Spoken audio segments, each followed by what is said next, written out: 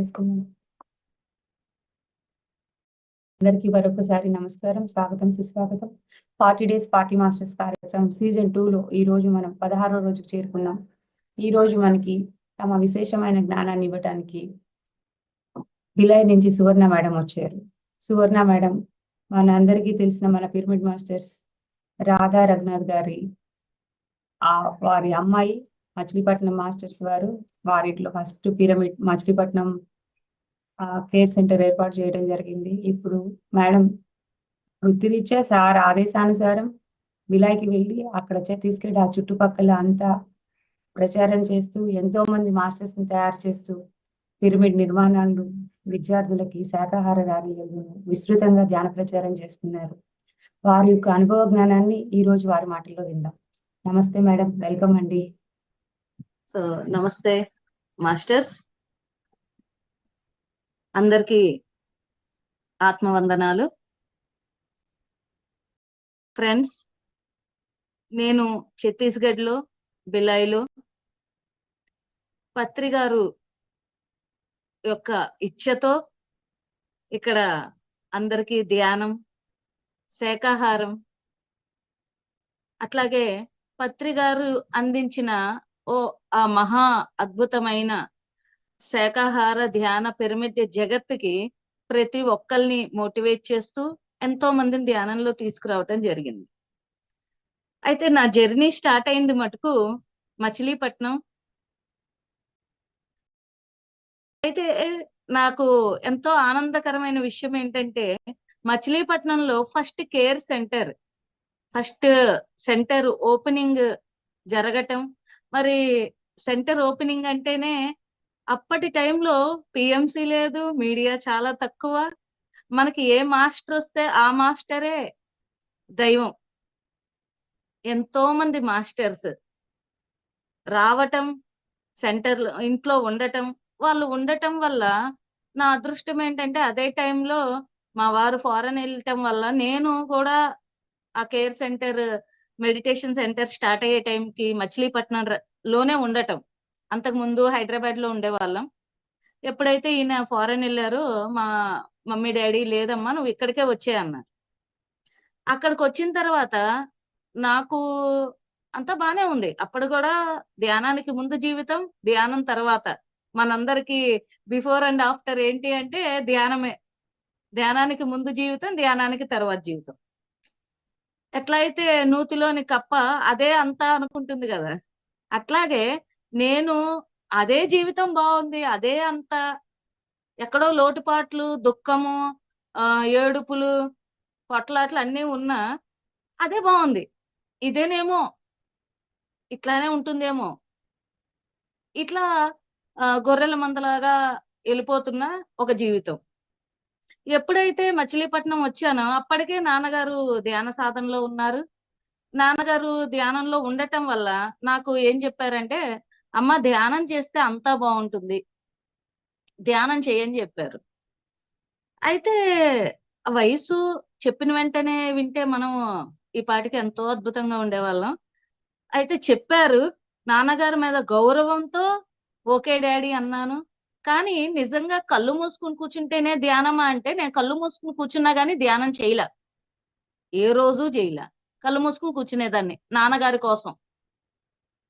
అలాంటి టైంలో మనకి మచిలీపట్నంలో ఎందరో మాస్టర్స్, వరలక్ష్మి మేడం గారు, డాక్టర్ జీకే, వంశీ గారు, నందప్రసాద్ గారు, మారం శివప్రసాద్ గారు, ఎంతెంత మంది, ప్రేమనాథ్ గారు, గీతా సత్యవతి గారు, ఎంతో మంది మాస్టర్స్ రావటం, వెళ్ళటం, సెంటర్ ఓపెనింగ్ కి పత్రిజీ రావటం, అది టర్నింగ్ పాయింట్ అయిపోయింది. ఎప్పుడైతే పత్రిజీ వచ్చారో నాకు అప్పటి వరకు ఆ ఈ సొసైటీ గురించి గాని, ధ్యానం గురించి గాని పెద్దగా తెలియదు. నాన్నగారు చెప్పటం, ఆ చిన్నగా ఆ ధ్యానం అంటే శ్వాస మీద ధ్యాస పెట్టి కూర్చోవటం, ఇంతవరకే తెలుసు. అయితే పత్రిజీ గారు ఎప్పుడైతే సెంటర్ ఓపెనింగ్ కి వచ్చారో 200 మంది వస్తారు అనుకున్నది ఒక 500 మంది ఇంటికి రావటం. కానీ ఎంతో ఎంతో చక్కగా ఆ ఫంక్షన్ జరగటం, అది నాకు ఎంతో ఆశ్చర్యం కలిగించింది. మరి ఇంకో పెద్ద విషయం ఏంటంటే పత్రి గారు ఎంత సింపుల్ సిటీ, ప్రతి ఒక్కళ్ళని లైన్ గా అందరు నుంచుంటే ప్రతి ఒక్కళ్ళకి షేక్ హ్యాండ్ ఇస్తూ ప్రతి ఒక్కళ్ళని పలకరిస్తూ, అంటే ఒక గురువులు అంటే నాకున్న అప్పటి పర్సెప్షన్ ఒక ఏదైతే ఉందో అది మారిపోయింది ఆయన్ని చూసిన వెంటనే. మారిపోయింది. సార్ అలా వస్తుంటే నా ముందుకొచ్చి ఒక 30 సెకండ్లు, ఒక నిమిషం పాటు అలా కళ్ళల్లోకి చూస్తూ నుంచున్నారు. మరి ఆ కళ్ళల్లోకి చూసినప్పుడే ఫస్ట్ టైం నాకేమనిపించిందంటే, ఈయన సాధారణ మనిషి కాదు. ఈయన ఒక గొప్ప, ఏదో సంథింగ్ గొప్ప ఆయన అని ఆ కళ్ళల్లో ఒక వెలుగుని నేను చూడగలిగా. ఒక కాంతిని చూడగలిగా. ఎప్పుడైతే ఆయన కళ్ళల్లో ఆ కాంతిని చూసానో నా మైండ్ బ్లాక్ అయిపోయింది. అప్పటి వరకు కొన్ని లక్షల, కోట్ల, వేల ఆలోచనలు. ఆయన ఎలా ఉంటారు? ఏం చేస్తారు? అసలు ఇదంతా ఏంటి? ఇంత జనం ఏంటి? సంథింగ్ ఎన్నో ఆలోచనలు. అక్కర్లేనివి, కావాల్సినవి. సో, ఈ ఆలోచనలన్నీ కూడా ఒక్క ఆయన చూపుతో జీరో అయిపోయింది. బ్లాంక్ అయిపోయింది మైండ్. ఆ బ్లాంక్ అయిపోయిన వెంటనే నాకు ఆలోచన లేని స్థితి. ఫస్ట్ టైమ్ ఇంత బరువెత్తే వాడికి, ఒక కొండనంత బరువెత్తే వాడికి బరువు కింద పెట్టేసాం. ఎలా అనిపిస్తుంది? ఆ బరువు కింద పెట్టేసింది నచ్చదు. ఆ బరువే ఉండాలనిపిస్తూ ఉంటుంది. నేనింక ఆలోచించటం మొదలెడితే నాకు ఎందుకు ఆలోచనలు లేవు. నేనెందుకు ఇంత కామ్ అయిపోయా?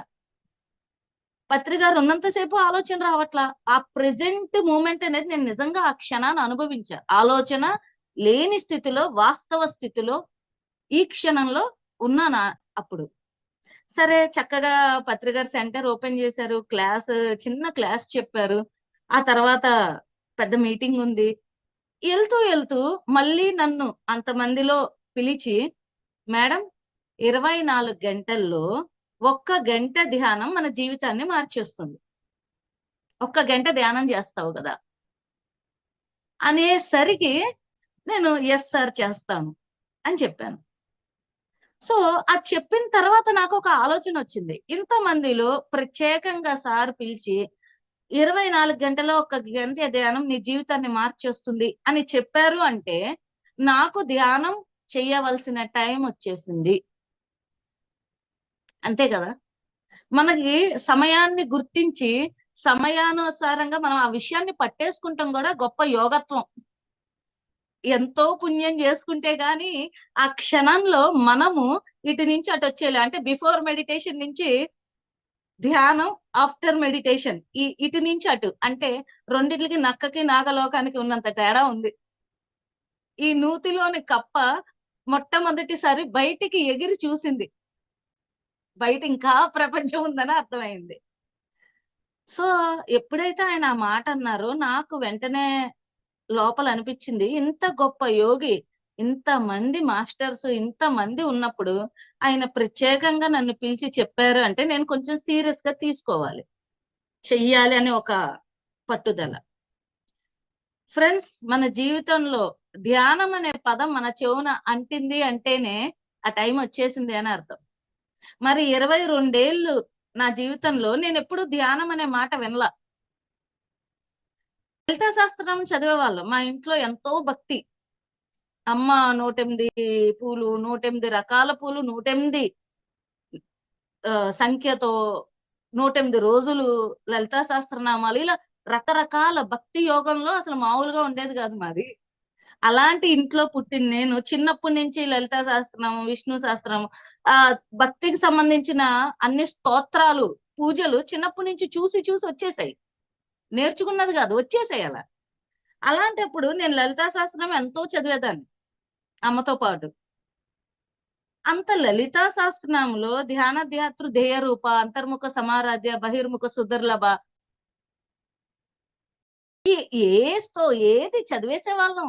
ఒక భగవద్గీత ఇంట్లో పెట్టి పూజించేసినట్టు లలితా సహస్రనామంలో ప్రతి లైన్‌లోనూ ఉన్న అంతరార్థం ఏం తెలుసు? ధ్యానం ఉంటే గదా! ఏమి తెలియదు. ధ్యానధ్యాతృ ధ్యేయ రూప, ధర్మ అధర్మ వివర్జిత. ఈ మాటకి అర్థమే తెలియని అప్పటికి ఒక వేల సార్లు చదివేసుంటా. కానీ అర్థాలు తెలీదు. చదివేశామా, అమ్మవారికి నచ్చేసిందా, పూజ చేసేసామా, ఇది ధ్యానానికి ముందు జీవితం. కానీ అప్పుడు ఎన్నో డౌట్స్ వచ్చేవి. ఇలాగే ఎందుకు చెయ్యాలి? ఈ పద్ధతులేంటి? ఇట్లా దీని అంతరార్థం ఏంటని వచ్చేది, కానీ ఎప్పుడు వెతకాలని గాని అడగాలని గాని, ఒకవేళ అడిగితే ఏమనుకుంటారనే సందేహాలు, ఇట్లా ఎన్నో డౌట్స్. మరి ఆ డౌట్స్ అన్నిటికీ ఫుల్ స్టాప్ పడిన రోజు నేను ధ్యానంలోకి ఎంటర్ అయిన రోజు.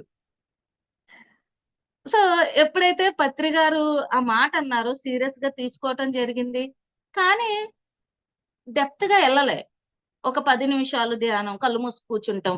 మరి 10 నిమిషాల్లోనే ఇన్ని జన్మల కర్మలు అన్ని క్లియర్ అవుతాయా? అవ్వవు కదా. అయినా కూర్చునేదాన్ని. మొట్టమొదట ఎవరికైనా అదే ఉంటుంది, స్టార్టింగ్ స్టెప్స్. ఒక చిన్న పిల్లాడు ఇప్పుడు పెద్ద అయిన తర్వాత పరిగెడతాడు, ఫాస్ట్ గా నడుస్తారు. మరి స్టార్టింగ్ ఎలా ఉంటుంది? నడిచి కూర్చుని, నడిచి కూర్చుని, అందరం అలాగే స్టార్ట్ చేస్తాం. ఎంత సీనియర్ మాస్టర్ అయినా స్టార్టింగ్ లో చేసి, మళ్ళీ ట్రైల్ అండ్ ఎర్రర్ మెథడ్స్ ఉంటాయి అక్కడ. సో అట్లాగే మొదలైంది నేను కూడా.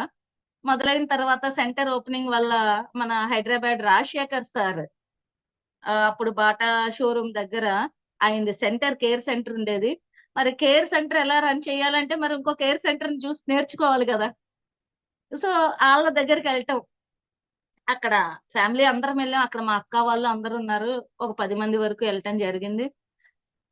కేర్ సెంటర్ దగ్గర చూడండి, ఒక మాస్టర్ ఎంత వర్క్ చేస్తారంటే, ఒక దీపం ఇంకో దీపాన్ని ఎలా వెలిగించుకుంటూ కాంతిని పెంచుకుంటూ వెళ్తుందో, అలాగే మరి ఆ మహా అగ్ని నుంచి పత్రి గారు ఆ జ్ఞానాన్ని ఇట్లా అందజేస్తూ వెళ్ళారు. మరి మన పిరమిడ్ మాస్టర్స్ ఎంత గొప్ప వాళ్ళంటే, ఏ స్వార్థము లేదు, కావాలని లేదు, ఇది చెయ్యాలి, ఎవరు నువ్వు ధ్యానం చేస్తే చాలు, ఇవాళ నేను ఒక్కరికైనా ధ్యానం చెప్పాను అనే ఒక లక్ష్యంతో ఎట్లా వెళ్తున్నారనేది నాకు రాజశేఖర్ సార్ని ఫస్ట్ టైం నేను కలిసిన మొట్టమొదటి మాస్టర్ మన సొసైటీలో. ఆ రాజశేఖర్ సార్ సెంటర్కి వెళ్తే ఆయన, సువర్ణ చెప్పు, ఏం చెప్పను, మనకి ఏం చెప్తాగా ఉన్నాయి. అందులో మనం ఎలా చిన్నప్పటి నుంచి పెరిగామంటే మన కష్ట సుఖాలు ఎవరికి చెప్పుకోకూడదు, అసలు బాధలు ఉన్నాయనే తెలియని బ్రతుకులు, ఇది బాధ అనే తెలియదు, ఇది తప్పనే తెలియదు. బురదలో పంది ఎలా దొల్లుతోందో బాధల్లో కష్టాల్లో కూడా అలాగే దొల్లుతూ ఉన్నాం. అది బానే ఉంది. సో అలాంటి టైంలో రాజశేఖర్ గారు, సువర్ణ చెప్పమ్మా, సువర్ణ చెప్పమ్మా అంటే నేను చెప్పేదాన్ని కాదు. వారికి మహా మొహమాటం అయ్యే. సరే ఆయన చివరికి, అమ్మ నువ్వు చెప్పకపోతే నేను నీకేమి చెప్పలేను, నువ్వు 20 ఏళ్లలో ఉన్నావు గాని 60 ఏళ్ల దానిలో ఉన్నావు, అంత స్ట్రెస్ ఉంది నీ మీద, నువ్వు చెప్పాలమ్మా అంటే, అప్పుడు అవును సార్, నాకు మెంటల్ గా ఎంతో ప్రాబ్లమ్స్ ఉన్నాయి, మానసికమైన ఒత్తిడి ఎంతో ఉంది అని అప్పుడు నా ప్రాబ్లమ్స్ ఏవైతే నేను ఎప్పుడు అమ్మ వాళ్ళ ముందు గాని ఎవరి ముందు గాని రివీల్ చేయనివి, ఇలా ఇలా నాకు కష్టంగా ఉందండి అని చెప్పారు. అప్పుడు ఆయన ఏమన్నారంటే, అప్పటి వరకు నాన్నగారు ధ్యానం చెప్పారు, పత్రి గారు చెప్పారు, ఇచ్చ ఉంది, చెయ్యట్లా, సరిగ్గా చెయ్యట్లా. మొట్టమొదటిసారి ఆ, రాజశేఖర్ గారు నన్ను ఎలా చెప్పారంటే, అంటే ఒక పిరమిడ్ మాస్టర్ ఎలా కన్విన్స్ చేశారు. ఇది నేను ఇప్పటికీ ఇట్లాగే కన్విన్స్ చేస్తా అందరిని, నమస్కారం పెట్టి, అమ్మ మా కోసం ధ్యానం చెయ్యమ్మా ప్లీజ్, నా కోసం అని చెప్పి ఆయన కళ్ళల్లో నీళ్లు కూడా తిరిగేస్తున్నాయి. సువర్ణ ధ్యానం చేయి సువర్ణ, ప్లీజ్ సువర్ణ, ఇట్లా నమస్కారం పెట్టి అడుగుతుంటే అసలు నాకు ఏం మాట్లాడాలో అర్థం కాల. అంత గొప్ప మాస్టర్ మనకి నమస్కారం పెట్టి, నేనేమన్నా చుట్టవా, బంధువా, లేకపోతే ఏంటి అసలు, నేనేమీ లేని దాన్ని నమస్కారం పెట్టి ఎంతో రిక్వెస్ట్ తో, ప్లీజ్ సువర్ణ ధ్యానం చేయి సువర్ణ, ఇట్లా అడిగేసరికి, సార్ సార్ ఎంత వద్దు సార్, నేను చేస్తాను సార్ అని ఆయనకి మాట. ఆయన ఏమన్నారంటే, కొంచెం విసురుబాటు ఇచ్చారు నాకు, నువ్వు 40 రోజులు ధ్యానం చేయి, నచ్చకపోతే అప్పుడు మానేసే, ఏది కూడా తినకుండా తీయగా లేదని చెప్పకూడదు కదా, నువ్వు తిను, నచ్చకపోతే అప్పుడు మానేసి. ఈ మాట ఏదో చాలా బాగా నచ్చింది. ముందు మనకు ఒక భయం ఉంటుంది కదా, ఎక్కడికన్నా మనసుకి మారాలి అంటే చాలా భయం, అక్కడే ఉండాలని ఇష్టపడుతుంది, అలాగే చెయ్యాలని ఇష్టపడుతుంది. అది తప్పని తెలిసినా ఆ తప్పులోనే ఉండటానికి ఇష్టమే, మారటం కష్టం అన్నట్టు ఉంటుంది మనసు.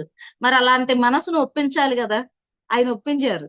40 రోజులు ధ్యానం చేయి, 40 రోజులు తర్వాత నీకు నచ్చలేకపోతే మానేసే అన్నారు. మరి ఆ 40 రోజులు నేను ఇంటికి వచ్చాను. మరి సీరియస్ గానే తీసుకున్నాను. క్యాలెండర్ పెట్టుకుని చక్కగా మార్క్ చేసుకున్నా 40 రోజులు ధ్యానం 40 డేస్ కి ఇక్కడ నుంచి ఇక్కడ వరకు ఇన్ని రోజులు నేను చెయ్యాలి. ఆయన నాకు గంట ధ్యానం చెప్పారు. పొద్దున్న సాయంత్రం ఒక గంట గంట చెయ్యన్నారు. సరే అలాగే టిక్ పెట్టుకుంటూ మొదలెట్టాను. చాలా సీరియస్ గా తీసుకున్నా. ఎందుకు ఆయనకు మాట ఇచ్చారు. ఆయన ఇంకో మాట అన్నారు, 40 రోజులు ఒక్క రోజు మన్నా మళ్ళీ మొదలెడతావా అన్నారు. ఎందుకు వచ్చిందిరా బాబు, 40 రోజులు చేసేద్దాం, తాడో పేడో తేల్చేసుకుందాం. ఈ రకంగా ఆ ధ్యానంలోకి రావటం 40 రోజులు స్టార్ట్ చేశాను.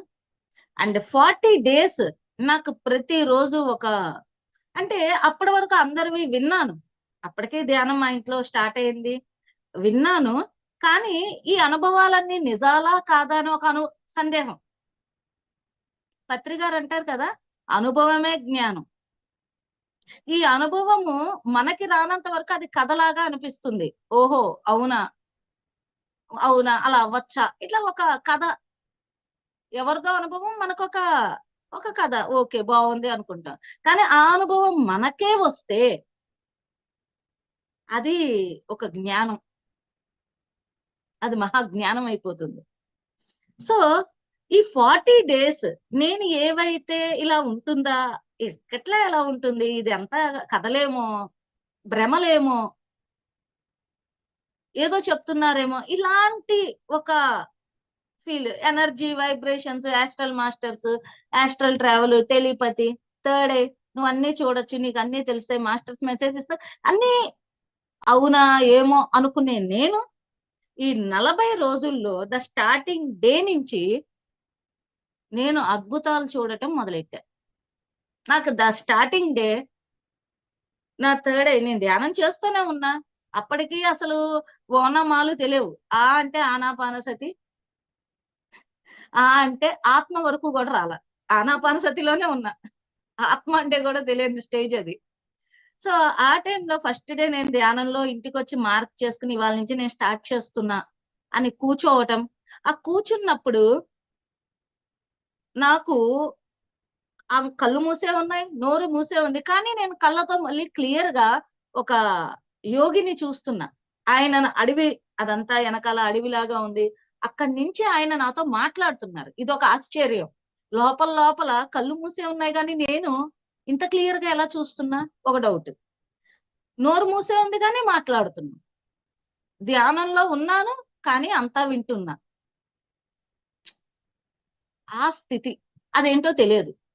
అప్పుడు ఆయన ఏమన్నారంటే, first experience, first day serious గా తీసుకుని కూర్చున్న రోజు, అమ్మా నువ్వు ఎన్నో జన్మల నుంచి ధ్యానం చేస్తున్నావు, ఇది నీ ఆఖరి జన్మ. నీ బ్రుకుటి యందు దృష్టి పెడితేనే నీకు అంతా తెలిసిపోతాయి.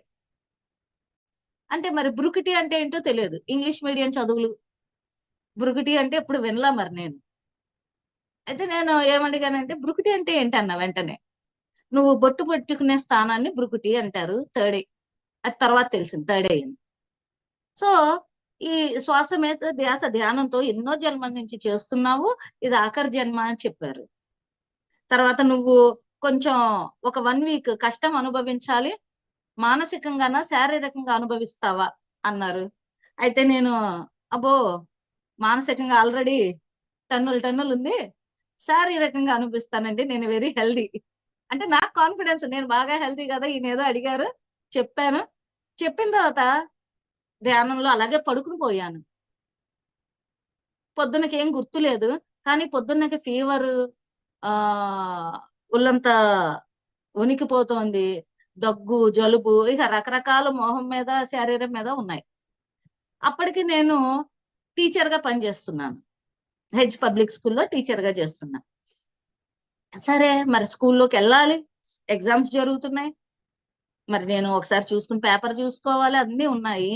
అట్లాగే స్కూల్కి వెళ్ళిన తర్వాత అక్కడ ఒక మాస్టర్ అనుకోకుండా నాతో కూర్చుని, సువర్ణ, ఎంతైనా మానసికంగా తట్టుకోలేం సువర్ణ, శారీరకంగా తట్టుకోగలం ఏదైనా. ఆ మాట అన్న వెంటనే నేను ఎవరో రాత్రి నాకు ఇదే మాటలు చెప్పారు అని అప్పుడు నాకు ఆ విజన్ గుర్తొచ్చింది. ఓ బహుశా ఇదేమో 6 రోజులు కష్టపడాలంటే ఈ కష్టమేనా అని అనుకుని, సరే ఇంటికెళ్ళా. అమ్మేమో లేదమ్మా డాక్టర్ దగ్గరికి వెళ్తావా, అస్సలు బాగోలేదు, నేను చూస్తే భయం వేస్తుంది, ధ్యానం మొదలెట్టావు ఇలా అయ్యిందేంటి. మనం జనరల్ గా ఏమనుకుంటాం, ధ్యానం మొదలెట్టిన తర్వాత ఏదొచ్చినా ధ్యానం మీదకు దోసేస్తాం. ధ్యానం మొదలెట్టడం వల్లే నాకు ఈ కష్టాలు, ధ్యానం మొదలెడటం వల్ల మా ఇంట్లో బాగోలా, మా ఇంట్లో వెంటనే ఏం చేస్తాం, ధ్యానాన్ని మూసి మళ్ళీ పక్కన పడేస్తాం, ఆపేస్తాం. మనిషి సైకాలజీ అది. ఏది కొత్తగా చేస్తే దాని మీదే అంతా తప్ప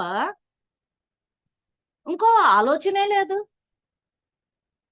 సో అలాగే అదే ధ్యానం మొదలెట్టాం, మొత్తం ఏంటి ఒంట్లో బాగోకపోవటం, పద డాక్టర్ దగ్గరికి అంటే ఆ క్షణం మరి బుద్ధి పనిచేసింది. ఏమో 6 రోజులు చూద్దాం, నేను విజన్ లో చూసా కదా 6 రోజులని, 6 రోజులు అనుభవిద్దాం. మరి అంతలో రాజశేఖర్ సార్ కూడా మాట ఇచ్చున్నాను, ఎట్టి పరిస్థితుల్లో ధ్యానం మాననే మాట వాడే కదా. మరి మాట ఇచ్చేసాం, ఇచ్చింది మళ్ళీ తీసుకుంటాక లేదు కదా. వాగ్దానం అంటారు అందుకే దాన్ని. వాక్కుని దానం చేసేసాం, దానం చేసిన దాన్ని మళ్ళీ ఎక్కడ తీసుకుంటాం. సో ఆ వాగ్దానం ఇచ్చాను, ప్రామిస్ చేశాను. సరే దగ్గ ఉంటామా, జ్వరం ఉందా, ఏదైతే అది జరగని, నేను ధ్యానం ఆపను. అంత ఖచ్చితమైన డెసిషన్, అంత స్థిరంగా, ఖచ్చితంగా, అంత ఒంట్లో బాగోకపోయినా నేను ధ్యానం చేస్తూనే ఉన్నా. కరెక్ట్ గా 7th డే నార్మల్ అయిపోయా. అస్సలు అసలు ఒంటి మీద జ్వరం ఉంది గాని, జలుబు ఉంది గాని, నేను చాలా భారంగా లేచా. ఎందుకంటే రోజు జరుగుతుంది కదా 6 రోజుల నుంచి ప్రాసెస్, అలాగే ఉంటుందిలే అని లేస్తే 7th డే అసలు నాకు నేనేనా ఈ 6 రోజులు పడింది అన్నంత తేలికైపోయింది బాడీ.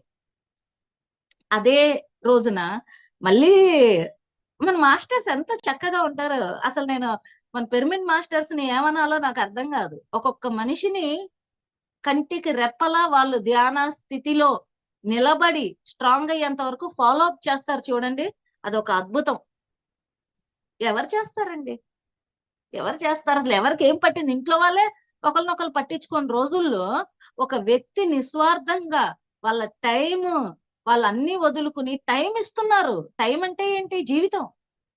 వాళ్ళ జీవితాన్ని మనకి ఇచ్చి మన్ని నిలబడటానికి ప్రయత్నిస్తున్నారంటే, మన పత్రి గారికి ఆయన చేతిలో తయారైన ఈ పిరమిడ్ మాస్టర్స్ అందరికీ కూడా చేతులెత్తి మనస్ఫూర్తిగా ఒక నమస్కారం చెప్పాలి, కృతజ్ఞతలు చూపించాలనిపిస్తుంది. సో మళ్ళీ రాజశేఖర్ గారు ఫోన్ చేశారు, చేసి అమ్మా సువర్ణ నువ్వెలా ఉన్నావు అన్నారు. మళ్ళీ మొదలు ఒకటే మాట, బాగున్నావు సార్. లేదు సువర్ణ, చెప్పు సువర్ణ.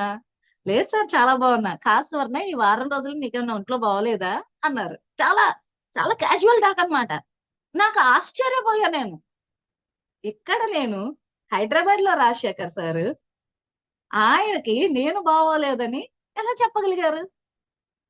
ఓకే, ఆయన ఏమన్నారంటే, హా సార్ కాస్త బాగోలేదు సార్ ఒంట్లో 7 రోజులు, చాలా జలుబు జ్వరం ఇట్లా ఏవో వచ్చాయండి అన్న.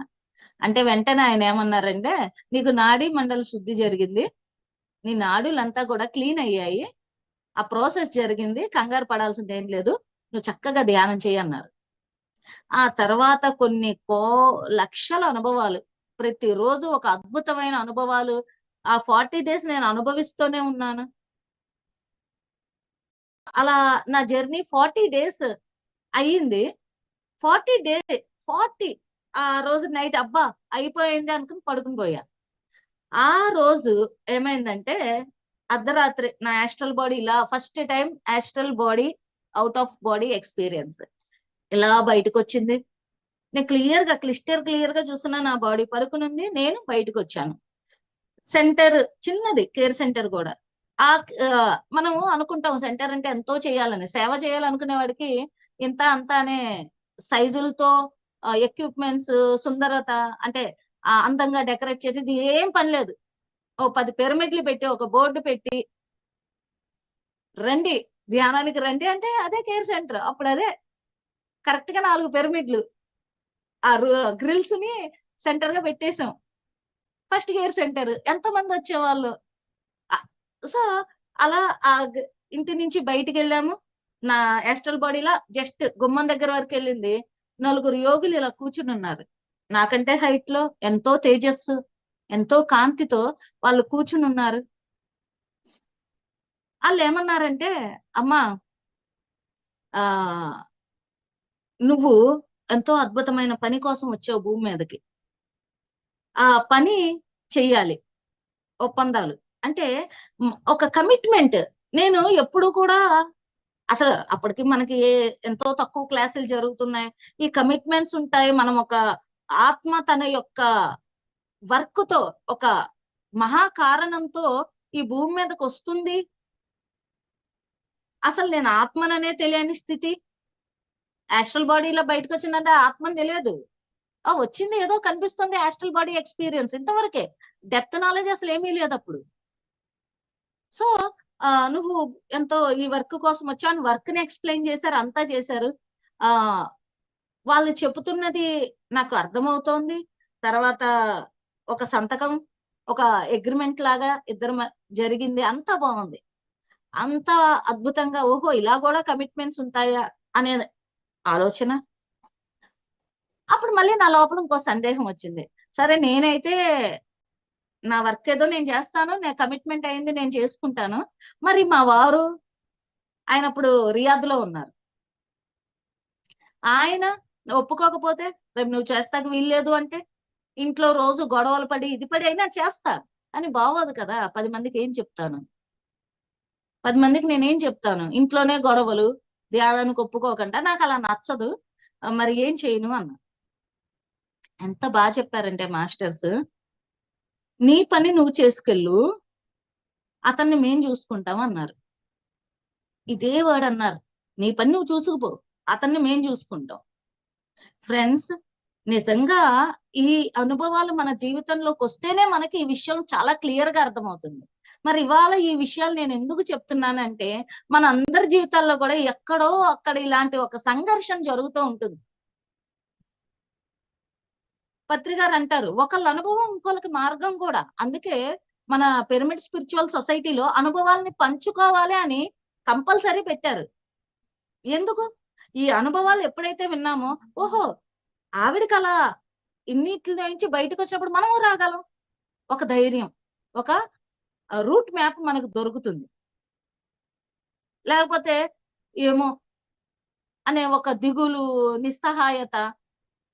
అలా కాకుండా ఎప్పుడైతే మనం అనుభవాలు పంచుకుంటూ ఉంటామో, ఆ ఇతరుల అనుభవాల నుంచి మనకి ఎంతో ఇన్ఫర్మేషన్, ఎంతో ధైర్యము, ఎంతో స్ఫూర్తి మనకి లభిస్తాయి. సో మరి అట్లాగే మాస్టర్స్ ఏమన్నారంటే, నీ పని నువ్వు చూసుకెళ్ళు, అతన్ని మేము చూసుకుంటామన్నారు. ఎంత బాగా చూసుకున్నారంటే, నిజంగా ఆ ఆస్ట్రల్ మాస్టర్స్ కూడా శతకోటి దండాలు పెట్టాలి. ఆయన రియాద్ నుంచి వచ్చారు. నేను ధ్యానంలోకి అప్పటికే వచ్చేసాను. రియాద్ నుంచి వస్తూ, సువర్ణ, ఇంకా నేను వెనక్కి వెళ్ళట్లేదు, పిల్లల్ని వదిలి అంత దూరంలో ఉండి మనం సాధించేది ఏమీ లేదు, నేను ఇంకా ఉండిపోదాం అనుకుంటున్నాను. హైదరాబాద్ లో ఎయిర్పోర్ట్ లోనే చెప్పేశారు. చెప్పిన తర్వాత మరి కొత్త జాబ్ చూసుకోవాలి. అక్కడేమో మనమేం చెప్పకుండా మానేసాం కదా. వచ్చేస్తాం, మానేస్తామే, ఇంకా అన్ని సర్దుకు వచ్చేసారు. సో కొత్త జాబ్ చూసుకోవాలి. దీంట్లో హైదరాబాద్ లోనే ఉండి మా ఫ్రెండ్స్, ఆయన ఎవరికో ఫోన్ చేసుకున్నారు, నాకు ఒక రూమ్ చూడమ్మా, నేను ఇక్కడే ఉండి జాబ్ చూసుకుంటాను అన్నారు. అంతా బానే ఉంది. ఒక్క వారం రోజుల తర్వాత ఆయనకు రూమ్ ఎక్కడ దొరికిందంటే, మన కేర్ సెంటర్ హైదరాబాద్ లో ఆ ఒక ఏరియా ఉంది, ఓకే, అక్కడ ఒక కేర్ సెంటర్ కింద రూమ్ మందే. మళ్ళీ అక్కడికి వెళ్ళినా మా మామయ్య గారు ఇదే చేస్తున్నారు, మా ఆవిడ ఇదే ధ్యానం చేస్తుందని, ఇదే ధ్యానం పరిచయం. చూడండి మాస్టర్స్, మేము చూసుకుంటాము అన్నారు కదా, ఎలా చూసుకున్నారు. ఆయన అక్కడ వాళ్ళతో కలిసి పత్రికారిని కలవటం, ఆయన ధ్యానం చేయటం మొదలెడతాం, ఆయన ధ్యానంలోకి వచ్చేసారు. నేను చెప్పనే చెప్పలేదు, ఆయన ధ్యానం చేయటం మొదలెట్టారు, నేను ధ్యానం చేస్తున్నా. ఇలా మనము ఒక సంకల్పం మొదలెడితే ఎలా ఫ్లోలో మన జీవితం వెళ్ళిపోతుంది. సంఘర్షణలు ఉంటాయి. అత్తగారి సైడ్ ఏంటి, బయటికి వెళ్ళి ధ్యానాలు చేయటం ఏంటి, అప్పటికి ఇంకా చెప్పటం లేదు, వింటమే. ఈ వింటాలు లేదు, అది లేదు, ఇది లేదు, ఇంట్లో కూర్చుని ధ్యానం చేసుకుంటే చాలదా, నువ్వు బయటికి వెళ్ళి వినాలా? ఇలాంటి ఒక సంఘర్షణలు ఎన్నో ఫేస్ చేసాం. కానీ ఎప్పటికప్పుడు ఒక క్లారిటీ, పత్రి గారు ఒక క్లాస్ లో అన్నారు, ఎవరైతే మన ముందు కాదంటారో చివర్లో వాళ్ళే ధ్యానంలోకి వచ్చేస్తారు. మన కాదన్న వాళ్ళందరూ కూడా చివర్లో మనకి సపోర్టర్స్ గా నిలుస్తారు. సికింద్రాబాద్ కార్ఖానా, ఎస్. సో ఆ మాట చెప్పారు. అట్లాగే ఎవరైతే నన్ను ఈ ధ్యాన మార్గంలో ఇట్లా కాదు, అలా కాదు, నువ్వు ఇట్లా వెళ్ళటానికి వీల్లేదు అని ఎవరైతే చెప్పారో వాళ్ళందరూ కూడా ఇప్పుడు మంచి సపోర్టర్స్ అన్నమాట. ఇలా నా జర్నీ 40 days లో మొత్తం జీవితం మారిపోయింది. అండ్ ఆ 40 days నుంచి ఈ రోజు ఈ క్షణం వరకు కూడా ఏ ఒక్క రోజు ధ్యానం ఆపింది లేదు. ఏ కారణము వల్ల కూడా నేను ధ్యానం ఇవాళ చెయ్యట్లేదు అన్న రోజు లేదు. ఎవ్రీడే కంపల్సరీ ధ్యానం. ఎందుకు ఇంత ఇంపార్టెన్స్ ఏంటి అసలు? ఈ ప్రతిరోజు ధ్యానం ఎందుకు చేయాలి అంటే, మనకి దత్తాత్రేయుడు అంటారు కదా, నేను సముద్రం నుంచి ఎంతో నేర్చుకున్నాను, సముద్రం కూడా నా గురువు అని. ఆయన అక్కడ ఒక మాట చెప్తాడు దత్తాత్రేయులు. ఆయన సముద్రం ఒడ్డున అలా వెళ్తూ ఉంటే ఆ యోగీశ్వరుడు ఒక కర్ర సముద్రంలో పడింది, అది ఒడ్డుకు వచ్చేసింది. ఈయన అంటారు, సముద్రంతో అంటారంట, ఈ కర్రను నువ్వు మొయ్యలేవా? అంత విశాలంగా ఉన్నావు కదా, ఈ కర్ర నీకు ఎంత ఎంత ప్లేస్ ఆక్యుపై చేసింది? నేను దీన్ని మోస్తాకి నీకేమంత కష్టం అని సముద్రాన్ని అడిగారంట. అప్పుడు సముద్రం ఆయనతో, ఆ మహాయోగీశ్వరుడితో ఇలా అందంట, ఇవాళ ఒక కర్రే కదా అని వదిలేస్తే కొన్ని రోజులకి ఈ సముద్రం అంతా కూడా వేరే విషయాలతో నిండిపోయి ఉంటుంది, నా అస్తిత్వాన్ని నేను కోల్పోతాను, నేనేంటో ఉండను, ఇంకా ఇవన్నీ పెట్టుకుంటూ పోతే కొన్ని రోజులకి నేనే ఉండను. అందుకనే ఎప్పటికప్పుడు బయటికి తోసేస్తాను, అది కాందేదో అది. నిజంగా చూడండి, సముద్రంలో బంగారపు ఉంగరం పడినా ఎక్కడో అక్కడ బయటకు వచ్చేస్తుంది, తోసేస్తుంది, తండ్రి కాదు కదా. మరి ధ్యానం కూడా ఇదే పని చేస్తుంది. ఏ రోజుకు ఆ రోజు మనని మనం ఎప్పుడు క్లియర్ చేసుకోపోతే ప్రతిరోజు మనము కొన్ని రోజులకి ఆ తత్వం అనేది కోల్పోతాం. నిజతత్వం ఏదైతే సత్యము, నిత్యము, ఆనందము స్వరూపమైన మనము ఆ తత్వాన్ని గుర్తించలేము. ఎందుకు? అక్కర్లేనంతా మోసుకుంటూ మోసుకుంటూ నింపుకుంటూ నింపుకుంటూ వెళ్ళిపోయాం కదా, జన్మల నుంచి. ఎన్నో జన్మల నుంచి ఇదే చేస్తున్నప్పుడు మరి సముద్రం నుంచి ఏదైతే దత్తాత్రేయులు వారు చెప్పారో ఎప్పటికప్పుడు క్లియర్, ఆ ఎప్పటికప్పుడు క్లియరెన్స్ అనేది ఏంటి అంటే ధ్యానం. అంత పత్రి గారు ఒక అద్భుతమైన మహా మహా రహస్యాన్ని ఏ రహస్యం అయితే ఆ శివుడు పార్వతికి చెప్పాడు, విజ్ఞాన భైరవ తంత్ర ధ్యాన విధానం ఆల్రెడీ ఇక్కడదా, ఎన్ని జన్మలది, ఎన్ని యుగాల నాటిది. విజ్ఞాన భైరవ తంత్రాలో చక్కగా చెప్పారు. ఎన్ని 111, 110 ఎన్నో ధ్యాన పద్ధతులు. అన్నిట్లో కూడా నేను చూసిన మూలం ఏంటంటే శ్వాస. మళ్ళీ భగవద్గీతలో చెప్పారు, ఈ ఆనాపాన సమాయుక్త, ఈ రెండు కలిసిన చోట నేను అగ్ని స్వరూపంగా నిన్ను చూసుకుంటున్నాను. ఎంత చక్కగా భగవద్గీతలో అక్కడ యజ్ఞము అనే వర్డ్ యూజ్ చేశారు పత్రి గారు. అందుకే అంటారు, ఎక్కడైతే భగవద్గీతలో యజ్ఞము యజ్ఞము అన్నారు, అక్కడ ధ్యానము ధ్యానము పెట్టండి, మీకు విషయం అర్థం అవుతుంది. శ్రీకృష్ణులు వారు చెప్పారు. మరి అంతటి భగవద్గీత తర్వాత మరి అదే భగవద్గీత 18 అధ్యాయాల్లో ఉన్నదాన్ని మళ్ళీ 4 అధ్యాయాల్లో చెప్పారు ఉత్తర గీత కింద కృష్ణుడు అర్జునుడికి. ఈసారి డైరెక్ట్ అటాక్ ఎంత బాగా చెప్పారంటే, నేను భగవద్గీత చదివాను, తర్వాత ఉత్తర గీత చదివినప్పుడు ఉత్తర గీత అంతా కూడా డైరెక్ట్ గా చెప్పేశారు. ఇంకా యజ్ఞం కాదేం కాదు, ధ్యానమే, శ్వాసే, నాసికాగ్రం దగ్గర ఉంది, మొత్తం పట్టుకోదాన్ని క్లియర్ గా చెప్పారు. అష్టావక్ర గీత. జనక మహారాజు డైరెక్ట్ ఎన్లైట్మెంట్ అంటే ఏంటి, నాకు ఆ జ్ఞానం కావాలి, బ్రహ్మ జ్ఞానం చెప్పండి అంటే అష్టావక్ర వాళ్ళు మొత్తం అష్టావక్ర గీత అంతా ధ్యానము జ్ఞానము బ్రహ్మ జ్ఞానం గురించే చెప్పారు. వశిష్ఠ గీత, మరి వైరాగ్యంలో ఉన్న రాముల వారికి అక్కడ చూడండి ఎంత బాగా అసలు మన ఆ జ్ఞానం ఎంత బాగా చెప్పారు. వైరాగ్యంలో రాముల వారు ఉన్నారు. ఎందుకు, ఆయన అప్పటికే 16 ఏళ్ళకి మొత్తం తెలిసేసుకున్నారు. ఇక మొత్తం తెలుసుకుంటే ఉండేది వైరాగ్యమే ఖచ్చితంగా. వైరాగ్యం లేనిదే వైభోగం ఎక్కడి నుంచి వస్తుంది? కించిత వైరాగ్యం కావాలి, లేకపోతే మనం విషయాలు వదలం, అంతా పట్టుకుని కూర్చుంటాం. ఆ చిన్న వైరాగ్యం, ఇవన్నీ మనం తీసుకెళ్ళాం కదా, అట్లీస్ట్ ఒక్క శబ్దం మనం పోయేటప్పుడు ఇవన్నీ తీసుకెళ్ళాం కదా అనే సత్యమైన లోపల ఒక బీజం ఉంటే అప్పుడు సత్యం అనేది అర్థమవుతుంది. మరి అంతటి వైరాగ్యంలో ఉన్న రాముల వారికి వశిష్ఠ గీత, వశిష్ఠుల వారు ఎంత చక్కగా ధ్యానం గురించి జ్ఞానం గురించి చెప్పారు. అట్లాగే ఉత్తర గీతలు ఎంత దత్తాత్రేయ గీతలు ఎంత బాగా చెప్పారు.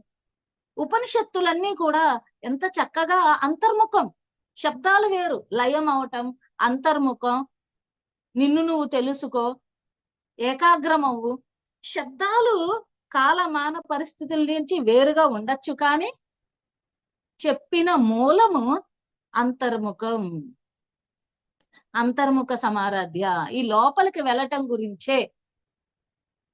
ఇది పత్రిగారు ఎంతో సులువైన భాషలో ది ప్లస్ యానం ధ్యానం, నీలోకి నువ్వు ప్రయాణించు. సోహం అంటే ధ్యానమే, రామ ధ్యానం అన్నా సోహం అన్నా, ఇక ఏ భాష పెట్టినా జరిగే ప్రాసెస్ ఏంటంటే శ్వాసతో ఏకమై లోపలికి వెళ్ళటం. అంత క్లియర్ గా సార్ ఓ మహా సీక్రెట్, అద్భుతమైన రహస్యాన్ని రివీల్ చేసేసారు. మరి ఈ ధ్యానం, అసలు ధ్యానము ఎందుకు రావాలి, మనం ఎందుకు చెయ్యాలి అనే మాటకు వస్తే, ఎప్పుడైతే ఎవరికైతే నా జీవితంలో నాకు ఒక క్వశ్చన్ వచ్చింది, నా చెవుడికి ధ్యానం వినిపించింది అంటే అలర్ట్, టైం వచ్చింది పద. భగవద్గీతలో చెప్తారు కదా, ఎంత ప్రయత్నించినా వేలల్లో ఒకడు, వందల్లో ఒకడు నన్ను చేరగలడు. ఆ ఒకడు ఎవరు అంటే ఎలా గుర్తించాలి ఆ ఒకడు నేను అనేదంటే, ఏ రోజైనా ఏ క్షణమైనా నేను ఎందుకుంటున్నాను, ఈ జీవితం ఏంటి, తర్వాత ఏంటి, లేకపోతే మృత్యు తర్వాత ఏంటి, మనం ఎక్కడి నుంచి వస్తున్నాం, లేకపోతే ఇదేనా, ఇంకా ఏమన్నా ఉందా, ఆత్మ అంటే ఏంటి, ఇలాంటి ఏ ఒక క్వశ్చన్ వచ్చినా, అన్నిగా అక్కర్లా, ఏ ఒక క్వశ్చన్ వచ్చినా దట్ ఈస్ ద టైం, ఆ సమయం వచ్చేసింది, మనము ఆధ్యాత్మిక మహా సత్యముని తెలుసుకోవాలి అని డైరెక్ట్ ఇండికేషన్ అది. అంటే సంకేతాలను గుర్తించండి అంటారు కదా, ఆ సంకేతాలు ఏంటంటే ఇవే సంకేతాలు. ఒకరోజు నేను ధ్యానం చేస్తున్నాను, ఇంకా డెప్త్ ఎప్పటికప్పుడు ఇది సముద్రాన్ని ఇలా చూడటము, మళ్ళీ సముద్రాన్ని లోతుగా చూడటం రెండు ఉన్నాయి. పైన చూసేసా, అప్పటికి లోతుల్లోకి వెళ్ళాలా ఇంకా. అలాంటి టైంలో ఒక రోజు నా దగ్గరకు ఒక క్వశ్చన్ వచ్చింది, అరే నువ్వెవరు మా విషయాల్లో కల్పించుకుంటాకి అని. ఆ క్వశ్చన్ జనరల్ గా సాధారణంగానే అనిపించవచ్చు మామూలాలకి, అరే నువ్వెవరు మా విషయాల్లో కల్పించుకుంటాకి. కానీ నాకేమనిపించిందంటే, అవును నేను ఎవరిని, అసలు నేను ఎవరిని, మాట ఒక మాటలోంచి నేను ఎవరిని అని ఎత్తుక్కుంటూ పోయాను. నేను ఆత్మని అనేది అనుభవపూర్వకంగా ముందు జ్ఞానపరంగా విన్నాను, దాని గురించి చదివాను, తర్వాత దాని గురించి తెలుసుకున్న తర్వాత అనుభవించినప్పుడు నేను ఎవరిని అనే ఆ సత్యాన్ని అర్థం చేసుకుంటాం జరిగింది. కాబట్టి పత్రికారు మనకి ఎప్పటికప్పుడు ఒక మెయిన్ విషయంగా, ఆయన పిరమిడ్ కి 4 కోణాలు ఉన్నట్టే మొదలయ్యేది ధ్యానంతోనే. ఎందుకంటే మనకి జ్ఞానం ఎప్పటి నుంచో ఉంది, భగవద్గీత ఎప్పటి నుంచో ఉంది, విజ్ఞాన భైరవ తంత్రం ఎప్పటి నుంచో ఉంది.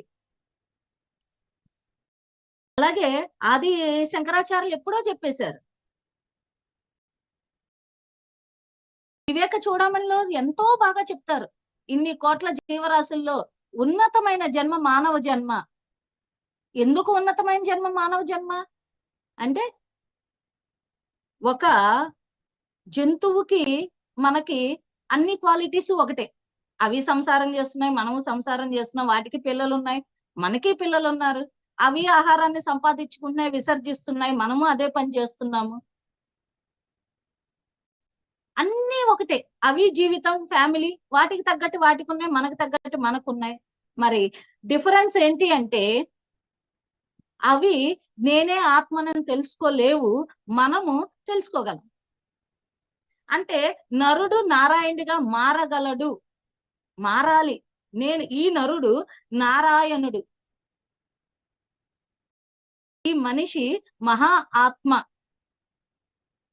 అనే విషయం కేవలం ఇన్ని కోట్ల జీవరాశుల్లో మానవుడికి ఇవ్వబడిన మహా యోగం. అసలు యోగం అంటే, పుట్టిన దేశంలో మనకి యోగం గురించి తెలియాలి అంటే ఎలా అంటే, పత్రి గారు ఎంతో క్లియర్ గా ధ్యానం, యోగం అంటే ధ్యానమే. అప్పటి వరకు నిజంగానే నాకు కూడా యోగం అంటే యోగాసనాలే తెలుసు. యోగం అంటే యోగాసనాలు. మళ్ళీ యోగాసనాలు పోనీ వెళ్ళామా, అది మంది కాదు, కష్టపడకూడదు. సో యోగాసనం అంటే అసలు యోగం అనే అర్థమే తెలియని జీవితాలు అయిపోయాయి. ఇంత మహా జ్ఞానం పుట్టిన చోట భగవద్గీత విన్నాం చిన్నప్పటి నుంచి. మా నాన్నగారు పొద్దున్న ఆయనకు ఒక అలవాటు ఉంది. మేము లేవక ముందే భగవద్గీత, భజగోవిందం అవి పెట్టేసేవాళ్ళు. భజగోవిందం నాకు చాలా ఇష్టం, కానీ ఎప్పుడు అంతరార్థంలోకి వెళ్ళలేదు. నిశ్చల చిత్తే జీవన్ ముక్తి అని ఎంత క్లియర్ గా, సత్సంగత్వే నిస్సంగత్వం, నిస్సంగత్వే నిర్మోహత్వం, నిర్మోహత్వే నిశ్చల చిత్తం, నిశ్చల చిత్తే జీవన్ముక్తి. ముక్తి కావాలి అంటే నిశ్చలం అవ్వండి. విన్నా, కానీ ఎప్పుడు నిశ్చలం అంటే ఏంటి, ఎలా చెయ్యాలి, అది ఎలా సాధించాలి? అసలు సత్సంగం, సత్యముతో సాంగత్యం, నీతో నువ్వు సాంగత్యం చేయటం అనే మాట చెప్పింది ఎవరు అంటే మరి మన బ్రహ్మర్షి పత్రిజీ గారు. ఆయన ఈ మహాసత్యాన్ని బయట పెట్టేశారు. ఎంతో తేలిగ్గా, ఎంతో సునాయాసంగా, ఈజీగా చెప్పారు. సార్ ఒక క్లాసులో చెప్పారు, మచిలీపట్నంలో 2020 కరోనా స్టార్ట్ అవ్వక జస్ట్ ఒక రోజు ముందు, నెక్స్ట్ రోజు నుంచి కరోనా లాక్డౌన్ అన్నారు. అప్పుడు తెలిసితే మోక్షము, తెలియకుంటే బంధము అనేది ఆల్రెడీ యూట్యూబ్ లో కూడా మీకు అది ఉంటుంది ఆ క్లాసు. ఆ రోజు అక్కడ చెప్పింది అది. ఆ క్లాసులో సారు ఎంతో బాగా చెప్పిన విషయం ఏంటంటే, నేను నా జీవితం మొత్తం చాలా కష్టపడి ఈ సత్యాన్ని తెలుసుకుని, ఇంతే ఎందుకు కష్టపడాలి, దీన్ని ఎంతో తేలిగ్గా జనాలకు అందజేయాలి అని చాలా పర్ఫెక్ట్ గా దీన్ని సెట్ చేసి జనాలకు ఇవ్వటం జరిగింది. కష్టం అంతా నేను పడ్డాను, మీకు ఎంతో సునాయంగా ఇచ్చాను, చక్కగా చేసుకుంటూ పోండి అన్నారు. ఆ వాక్యాలు 100% సత్యం ఆయన చెప్పింది. ఎందుకంటే ఈ ధ్యానం అనే పదాన్ని అర్థం చేసుకుంటాకే కొన్ని వేల జన్మలు పడుతుంది. అంతటి కొన్ని సంవత్సరాల దాని గురించి రీసెర్చ్ చేసిన తర్వాత ఆయన ధ్యానం అంటే ఆనపాన సతి ఎంత సింపుల్ చేసేసారు. మళ్ళీ ధ్యానం అంటే తపస్సును ధ్యానం అనుకుంటాం, తపించటం ధ్యానం అనుకుంటాం. కాదు, ధ్యానం అంటే మనము పూజ ధ్యానం అనుకున్న రోజులు. ధ్యానం అంటే పూజ, ధ్యానం అంటే స్తోత్రం, ధ్యానం అంటే యజ్ఞాలు, యాగాలు. ధ్యానం అంటే పరతంత్రంలో ఉన్నాం, అంటే మనము బయటకు ఉన్నాము. కానీ ఫస్ట్ టైం మనకి ధ్యానం అంటే బయట కాదమ్మా, ధ్యానం అంటే లోపలికి, అంతర్ముఖం. ఈ లోపలికి వెళ్ళటం ధ్యానము అని మనకి మన గురువు గారు చెప్పారు. అదే మొట్టమొదటి ఆ ఒక్క అడుగు, అంటే తీగలాగితే డొంకంతా కదిలిపోతుంది, మనం డొంకనేం కదల్చలేము. మనం కావాల్సింది ఏంటంటే తీగ లాగాలి. ఏ తీగ? ఈ శ్వాస అనే తీగను పట్టుకుని ఎప్పుడైతే లాగుతామో మొత్తం కదిలిపోతుంది అంతే. ఆ తీగ పట్టుకుని లాగటం అనేది ఎంత ముఖ్యమంటే, చూడండి, మోక్షం కావాలి. ధ్యానంతో శక్తి, శక్తితో జ్ఞానం, జ్ఞానంతో మోక్షం. ఒక స్టేట్మెంట్ ఇచ్చారు సార్. ధ్యానం చేస్తుంటే శక్తి పెరుగుతుంది. యాదేవి సర్వభూతేషు శక్తి రూపేణ సంస్థిత. ఈ భూమి మీద అంతా కూడా శక్తే. Energy is equal to matter. Science చెప్తున్నాం మనం. ఈ ఘన పదార్థం ఏదైతే పదార్థ రూపంలో ఉందో అవంతా కూడా శక్తే. మరి అంతా శక్తే, ఆ శక్తిని సంపాదించటం ఎలా అనే రహస్యాన్ని సార్ మనకి ధ్యానం అనే మాటలో చెప్పారు. మనం గమనిస్తే సార్తో నా ప్రయాణం 20 ఏళ్ళు, సార్తో నా జర్నీ. అండ్ అక్కడ నా అదృష్టం ఏంటంటే ఛత్తీస్గఢ్ రావటం, ఇక్కడ సార్ ప్రతి సంవత్సరం 2 సార్లు వస్తే ఆయన ఉన్నంత వరకు ఆయనతోనే ఉండటం, ఆయనతో తిరగటం, దానివల్ల ఒక ఆ జ్ఞానాన్ని నేర్చుకోవటం జరిగింది. ఆయన నుంచి పరోక్షంగా ప్రత్యక్షంగా ఎంతో జ్ఞానాన్ని నేర్చుకోవటం జరిగింది. ఇక్కడ ఆ ధ్యానం యొక్క ఇంపార్టెన్స్, శక్తి యొక్క ఇంపార్టెన్స్ ఆయనతో ఉన్నప్పుడే నాకు అర్థమైంది. ఎందుకంటే పత్రికారు ముందు ఎన్నో సమస్యలతో అందరూ వచ్చేవాళ్ళు. సార్ పిల్లకి పెళ్ళి అవ్వాలి సార్, అంటే ప్రాపంచిక సమస్యలు కొందరికి తెలియదు, యోగుల దగ్గర ఏం చెప్పాలి ఏం చెప్పకూడదు. ఆయన తిట్టేవాళ్ళు, కానీ ఆయన ఒకటే మాట చెప్పేవాళ్ళు, ఏది కావాలన్నా వెళ్ళి ధ్యానం చేయి, ధ్యానం చేయి. ఇంకో ఆన్సరే లేదే. నేను ఎప్పుడు చూసేదాన్ని, ఇంకేమన్నా ఆయన చెప్తారా? యాస్ట్రల్ మాస్టర్స్ పిలిచి అడుగు అంటారా? లేకపోతే ఆ దేవుడికి ఇది మొక్కు అన్నారా? లేకపోతే నువ్వు ఇలా జపం చెయ్యి, లేకపోతే ఇలా మంత్రం చెప్పు, లేకపోతే ఇలా పూజ చెయ్యి, ఇలా దానాలు చెయ్యి, ఏలినాటి ఉంది నువ్వులు దానం చెయ్యి, అస్సలు ఏమి. పిల్లలు లేరా? ధ్యానం చెయ్యి. పెళ్లి కావాలా? ధ్యానం చెయ్యి. ఉద్యోగం కావాలా? ధ్యానం చెయ్యి. మోక్షం కావాలా? ధ్యానం చెయ్యి. ముక్తి కావాలి? ధ్యానం చెయ్యి. అజ్ఞానం పోవాలి? ధ్యానం చెయ్యి. మరి ధ్యానం అంటే ఏంటి అనేది మనకి ఉత్తర గీతలో ఎంత బాగా చెప్పాడు శ్రీకృష్ణుల వారు. అప్పటి వరకు నేను ఆధ్యాత్మికంలో ఉన్నాను అంటే పూజల్లో ఉంటేనే స్పిరిచువాలిటీ అనుకున్నాం. ఆది ఆధ్యాత్మిక మార్గం అంటే అనంతమైన ఆది అంతం లేని ఆ రాస్తాలో ధ్యాన స్థితి వరకు లేము. ఓకే, ఆధ్యాత్మికతలో ఉన్నాము. ఎలా అయితే మనకి ఉత్తర గీతలో మనకి కృష్ణుడు చెప్పారో, కోటి పూజ సమస్తోత్ర, కోటి స్తోత్ర సమజప, జప కోటి సమధ్యాన, ధ్యాన కోటి సమలయ. ఈ విషయం నేను మొట్టమొదటిసారి పత్రికారి నోటి నుంచే విన్నాను. అప్పటి వరకు ఎవరు చెప్పింది లేదు. పూజలు, స్తోత్రాలు, యజ్ఞాలు, జపాలు తప్పు కాదు, కానీ లయం అవ్వాలి అంటే, ఈ స్కూల్ నుంచి పాస్ అవ్వాలి అంటే ధ్యానం అయిన తర్వాతే పాస్ అవుతారు. ప్రొఫెసర్ అవ్వాలి అంటే కంపల్సరీ పిహెచ్డి చేయాలి. ఎప్పటి వరకు పిహెచ్డి చేయమో వీఆర్ నాట్ ప్రొఫెసర్, డాక్టరేట్ రాదు మనకి. మరి అలాగే ఎప్పుడైతే మోక్షం కావాలి, లిబరేషన్ కావాలి, ముక్తి కావాలి అని ఎప్పుడైతే ఈ థాట్ మనకు వచ్చిందో, అక్కడ ధ్యానం నుంచే మనం అటుకెళ్తాము అని ఉత్తర గీతలో శ్రీకృష్ణుల వారు మనకి చెప్పారు. ఇక్కడ నాకు ఎంతో ఒకరోజు ఒక క్లారిటీ ఏమొచ్చిందంటే, చాలా మంది ధ్యానం చేస్తూ కూడా మేము పూజలు చేస్తాము, ధ్యానం చేస్తూ కూడా యజ్ఞ యాగ కర్మకాండాలు చేస్తాము అనే వాళ్ళు ఉన్నారు. తప్పు కాదు, కానీ పత్రికారు అక్కర్లేదు అని చాలా క్లియర్ గా చెప్పేశారు. ఈ క్రియలేమీ అక్కర్లేదు, డైరెక్ట్ ధ్యానం చేస్తే దాన్ని పొందుతావు, నో పూజ ఇవేమి అవసరం లేదు అని అంత ఖచ్చితంగా ఎలా చెప్పారు అంటే, ఫ్రెండ్స్, డైరెక్ట్ మన ఉపనిషత్తుల్లో కూడా ఈ మాట చెప్పబడింది. ఇక్కడే కాదు, భగవద్గీతలో కూడా ఆ మాట చెప్పబడింది. చాప్టర్ 3లో ఒక అధ్యాయంలో కృష్ణుల వారు ఏమంటారంటే, ఎప్పుడైతే నువ్వు ఇస్తూ ఉంటావో దేవతలకి, వాళ్ళు నీకు ప్రాపంచికమైన అవసరాలు వాటిని తీరుస్తూ ఉంటారు. Very good. ఇంకా ముందుకెళ్ళి చాప్టర్ 8-4, నాకు అంత క్లియర్ గా, బట్ ఇంకా ముందుకెళ్ళి మేము చూస్తే అదే కృష్ణుడు మనకి ఏం చెప్తారంటే, ఎప్పుడైతే నువ్వు ఈ ధ్యాన మార్గాన్ని పట్టుకుంటావో ఇవన్నీ అవసరం లేదు, నీకు అన్నీ కూడా అప్నే ఆప్ జరిగిపోతాయి, వాటి అంతటా అవి జరిగిపోతాయని మళ్ళీ ఆయనే చెప్తారు.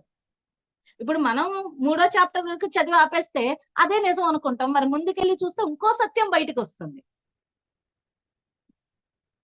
ఒక మొక్క దగ్గర పువ్వే నిజమా అంటే పువ్వు పడిపోతుంది, పిందొస్తుంది. అదే ఆగుతుందంటే దాని మించి కాయ, అక్కడే ఆగిపోతుందా పండు, మళ్ళీ పండేనా విత్తనం.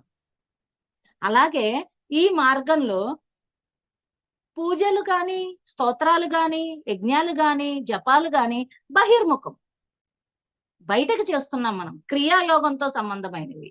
మరి ఈ బయటకు చేసేవి అంతర్ముఖం అయినప్పుడే ఆ అంతరార్థంలో ఉన్న నేనెవరిని అని తెలుసుకునే, ఫస్ట్ అహం బ్రహ్మాస్మి తెలుసుకున్నప్పుడే కదా సర్వం కలివిదం బ్రహ్మ నెక్స్ట్ స్టెప్. నిన్ను నువ్వు తెలుసుకోకపోతే, అందుకే రమణ మహర్షి ఎంతో చక్కగా క్లియర్ గా చెప్పారు, ముందు నిన్ను నువ్వు తెలుసుకో. నిన్ను నువ్వు తెలుసుకుంటే నీ లోపలికి నువ్వు వెళ్ళాలి. సో పత్రి గారు ఒక దీంట్లో అంటారు మనకి, స్వస్వరూప అనుసంధానం భక్తిరీత్య విధీయతే. ఇదే మాట నేను ఉపనిషత్తులో కూడా చదివాను. ఓహో, సారు ఉపనిషత్తు వాక్యం చెప్పారు. భక్తి అంటే ఏంటంటే సస్వరూప అనుసంధానం. ఎప్పుడైతే నీ స్వస్వరూపాన్ని నువ్వు అనుసంధానం పొందావో, తెలుసుకున్నావో, కలిసావో, అదే యోగం. అది కలవటం అంటే యోగం. ఎప్పుడైతే నీ స్వస్వరూపంతో నువ్వు కలిసావో ఆటోమేటిక్ గా నువ్వు భక్తి యోగాన్ని పొందినట్టే. భక్తి యోగం అంటే పూజ కాదు. చూసారా ఆ మాటని పత్రి గారు, నువ్వు ఎన్నో కోటి పూజలు, స్తోత్రాలు, జపాలు చేయక్కర్లేదు, డైరెక్ట్ ధ్యానం వస్తే. ఎందుకు? మనం ధ్యానం అనే పదం ఇవాళ మనకు వినిపించింది అంటే మనం ఆ క్లాస్కి వచ్చాం కాబట్టి కింద అక్కర్లేదు అని చెప్పారు. నువ్వు ధ్యానం చేయగలిగితే ఇవేవి అక్కర్లా. నువ్వు ధ్యానం చేయలేవు, మరి గుడ్డిలో మెల్ల అంటారు కదా, అసలు కళ్ళు లేకపోవటం కంటే ఏదో కళ్ళు బాగానే మసగ్గా ఉన్నా ఓకే అన్నట్టు నువ్వు ధ్యానం చేయలేకపోయావు. ఆ ధ్యానం అనే మాట నీ దగ్గరికి రాలేదు. అప్పటి వరకు నేను కూడా పూజల్లో ఉన్నాను.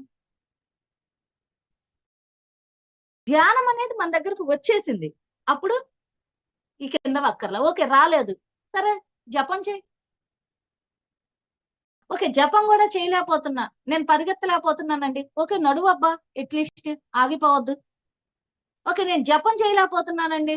ఓకే, స్తోత్రాలు చేయి, కనీసం స్తోత్రించు ఆ దైవాన్ని.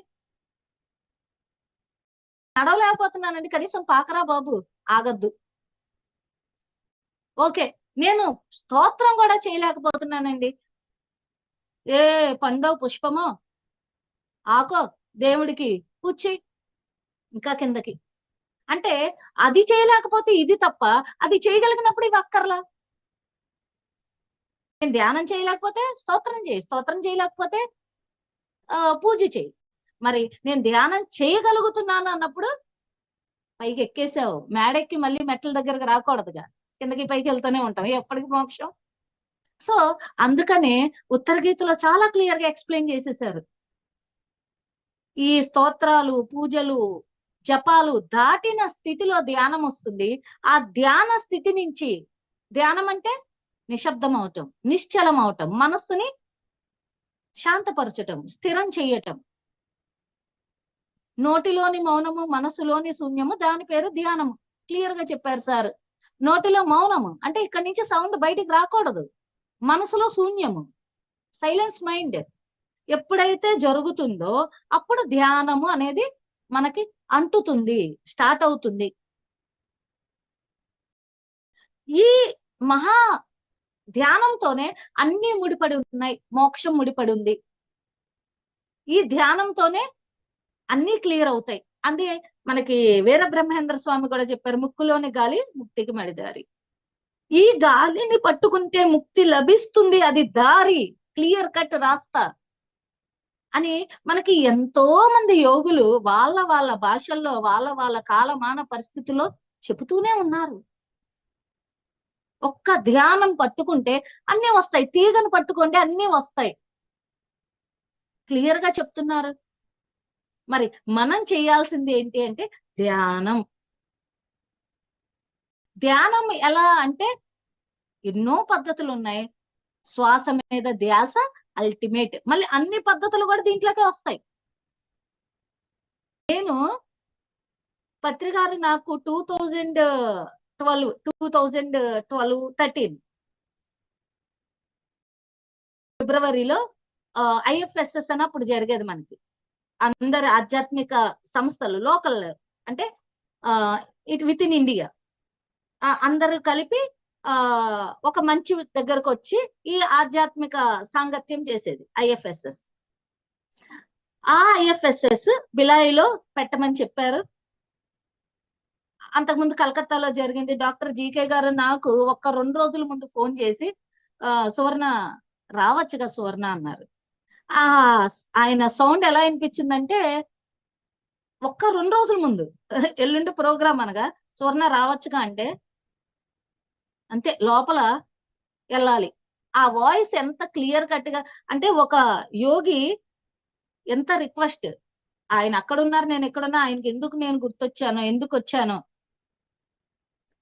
రావచ్చు కదా అన్నారు. ఇమీడియట్ గా నా చేతిలో రెంట్ డబ్బులు ఉన్నాయి, ఏం డబ్బులు లేవు, ఇంకా రెంట్ ఇవ్వాలి హౌస్ కి. అవి పట్టుకుని పిల్లలిద్దరిని నా ఫ్రెండ్ని తీసుకుని వెళ్ళిపోయాం.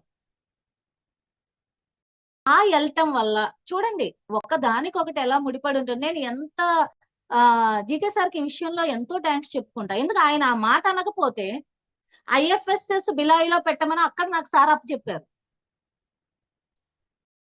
ఆయన ఆ మాట చెప్పకపోతే అసలు నేను ఇంతటి జ్ఞానాన్ని ఇంతటి విషయాలు నాకు అర్థమయ్యేది కాదు.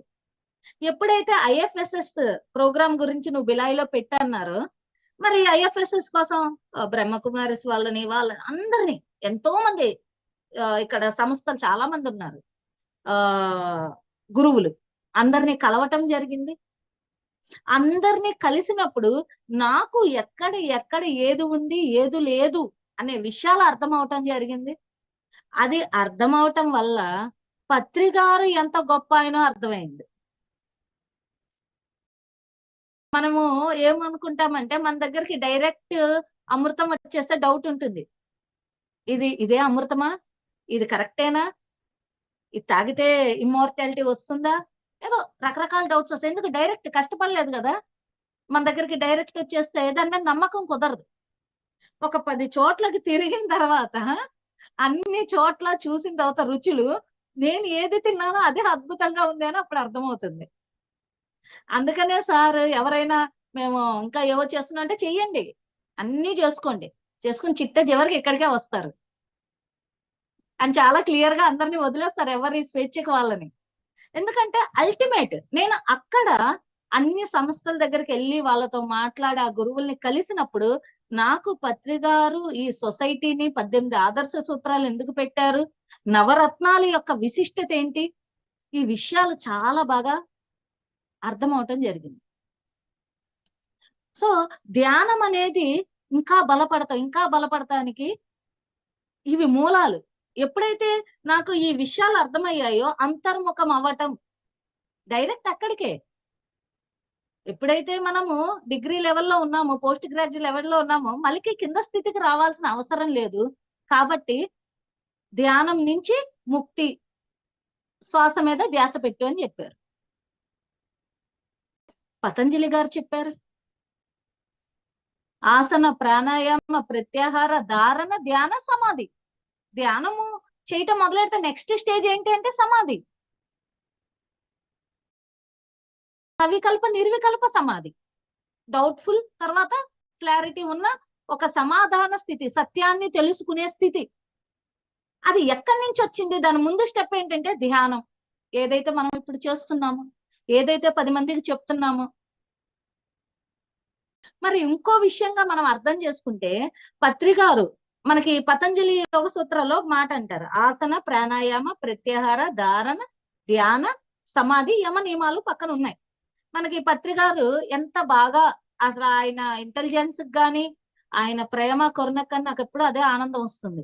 యమ నియమాలు ముందు పెట్టుంటే మనం ఒక్కడుగు కూడా వేసేవాళ్ళం కాదు. ఈ యమ నియమాలు లోనే కొట్టుకుంటూ వీటిని క్లియర్ చేసుకుంటాకి పడేవాళ్ళం. మరి ఇంత ప్రాపంచికమైన జీవితంలో ఒక దొంగ దైవంగా మారాలి, నువ్వు దొంగతనం చేస్తే దైవంగా మారవు అంటే వీడు మానేది ఎప్పుడు, దైవంగా మారేది ఎప్పుడు? ఇట్ టేక్స్ జన్మలు టైం పట్టేస్తుంది.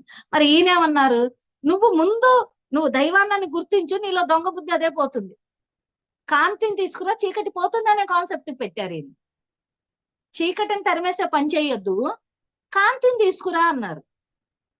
ఏంటది? నువ్వు ధ్యానం మొదలెట్టు, నీలో అక్కర్లేని గుణాలు, ఒక చెట్టుకి ఎండుటాకు ఎలా అయితే ఆ చెట్టుకి తెలియకుండా రాలిపోతుందో అలాగే నీ నుంచి పోతాయి అని సార్ ఏం చేశారు, యమ నియమాలని పక్కన పెట్టి సుఖాసనం, శ్వాస మెధ్యాస ప్రాణాయామం, ప్రత్యాహారం, ధారణ, అనుభవాలు వస్తాయి. అనుభవాల దగ్గర కూడా ఆగదు, ఇంకా ముందుకెళ్ళప్పుడు ధ్యానం, ఆ ధ్యానంలోంచి సమాధి. ఓకే, అంటే ధ్యానం అనేది అంటే పిరమిడ్కి 4 కోణాలు ఎలాగో ఫస్ట్ కోణం ధ్యానం. మరి ధ్యానం ఒక్కటే సరిపోతుందా? యమ నియమాలు ఎక్కడ నేర్చుకుంటామంటే సారు ఎంతో పర్ఫెక్ట్ గా ఏం చేశారంటే స్వాధ్యాయ సత్సంగాల్ని పెట్టారు కంపల్సరీ అని. ధ్యానం చేస్తూ కంపల్సరీ బుక్ రీడింగ్, కంపల్సరీ అనుభవాలను పంచుకోవటం, సత్సంగం. ఈ స్వాధ్యాయ సత్సంగాలు మన యమ నియమాలని క్లియర్ చేస్తాయి మై డియర్ ఫ్రెండ్స్.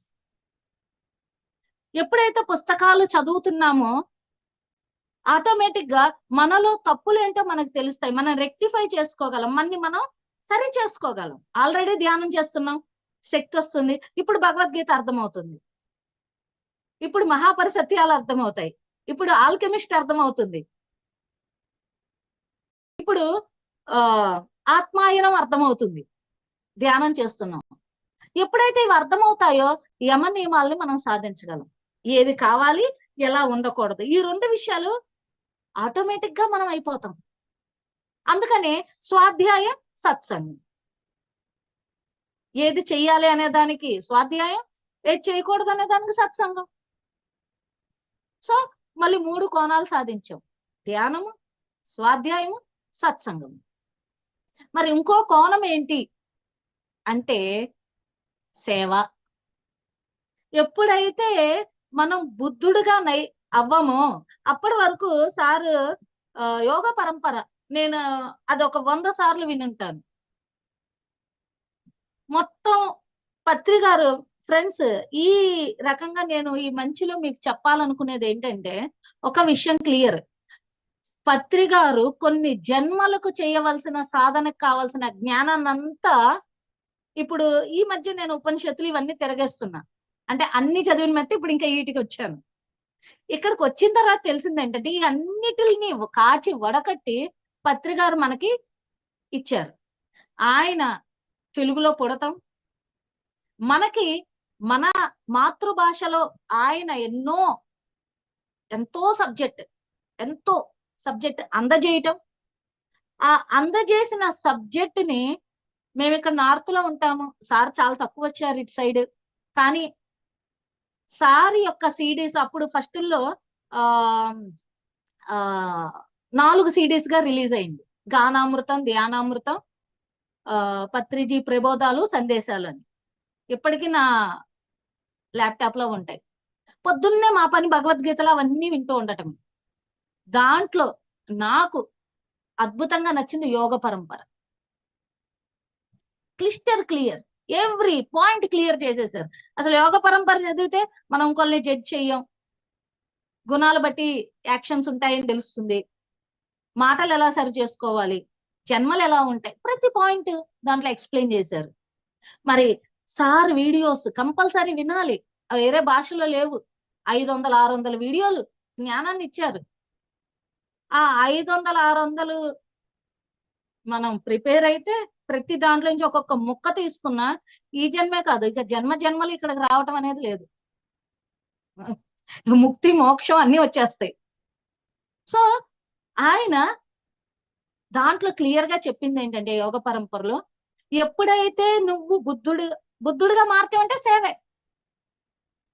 ఇక్కడ నాకు పత్రి గారు ఒక మాట చెప్పారు, అది నేను ఒక్కసారి మీకు చెప్తాను. 2020 కరోనా టైమే అందరికీ ఒక వరం కూడా. అంటే అందరికీ బయట ప్రపంచకమైన దాన్ని కట్ చేసి తనకి తను వెళ్ళారు. చాలా మంది ఈ టైంలోనే సాధనలోకి వచ్చారు. కరోనా టైంలో కొన్ని వేల లక్షల కోట్ల మంది ధ్యానం చేశారు.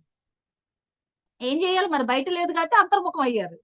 బహిర్ముఖం కట్ చేశారు కదా, నో వర్క్ నథింగ్, ఆఫీసులు బంద్, అన్ని బంద్. సో అందరూ అంతర్ముఖం అవటం మొదలెట్టారు. ఓకే, ఆ కరోనా టైంలో నేను చేసింది ఏంటంటే, అప్పటికి నాకు ఎన్నో విషయాలు తెలిసాయి, కానీ సాటిస్ఫాక్షన్ లేదు. ఎక్కడో దిగులు ఉండేది, ఏదో తెలుసుకోలేదు, ఏదో ఒక పాయింట్ మిస్ అయిపోతున్నానని ఎప్పుడు ఒక దిగులతో ఉండేదాన్ని. ఆ టైంలో ఆ మన మచిలీపట్నంలోనే ఉన్నాను. లాక్డౌన్ టైంలో పత్రిగారి క్లాస్ అయ్యింది. పత్రిగారి క్లాస్ కోసమే వెళ్ళాను. అయిపోయింది. ద నెక్స్ట్ డే ఆయన ఇట్లా గుడివాడ దాటారు, లాక్డౌన్. సో మేము 6 నెలలు, నేను పిల్లలు ఇక్కడ, మా వారు బిలాయిలోనే ఉన్నారు, ఆగిపోవడం జరిగింది. ఏం చేస్తాం, ఇంట్లో ఉంటే ఏంటి, ఎంతసేపు మాట్లాడుకుంటాం, అన్ని ఒక మాటకు ఇంకో మాట గొడవలే. అసలు బయట వర్క్ ఎందుకు పెట్టారు నాకు అప్పుడే అర్థమైంది. అందరూ ఒకే చోట కూర్చుంటే కొట్టుకు చేస్తాం. సో ఆ కరోనా టైంలో ఇంకా నేను ఆ మన ఆత్మసాగర్ పిరమిడ్ బీచ్ దగ్గర, బొట్లవారిపాలెంలో ఆత్మసాగర్ పిరమిడ్ దగ్గరే మచిలీపట్నానికి 40x40 పిరమిడ్, అద్భుతమైన పిరమిడ్ ఉంది. సముద్రం అలా చూస్తే సముద్రం ఓరే మ్యూజిక్ మనకి. అక్కడ ఒక నెల రోజులు ఉన్నా. ఆశ్రమ జీవితం దొరికింది కదా, ఒక నాకు మంచి ఇది దొరికింది, ఆపర్చునిటీ అని అక్కడికి వెళ్ళిపోయి ఉన్నాను. ఎవరు డిస్టర్బ్ చేసే వాళ్ళు లేరు. అయితే అక్కడ నేను మన పిరమిడ్ మాస్టర్ ఒక మేడం గారు 74 అవర్స్ మెడిటేషన్ చేశారు. పత్రిజీ గారు ఆవిడతో ఇంటర్వ్యూ, అది చూశాను.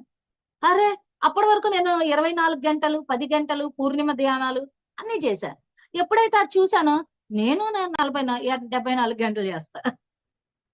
చూసారా, ఒకరికొకరికి అంటుతుంది కదా మంట, రగలటం. ఇదే సత్సంగంలో ఉన్న అద్భుతమైన విషయం ఏంటంటే, ఒకరికొకరు ఇన్స్పిరేషన్ అయిపోతాం. ఒకరిని చూసి ఒకళ్ళు ఆ తపన స్టార్ట్ అవుతుంది.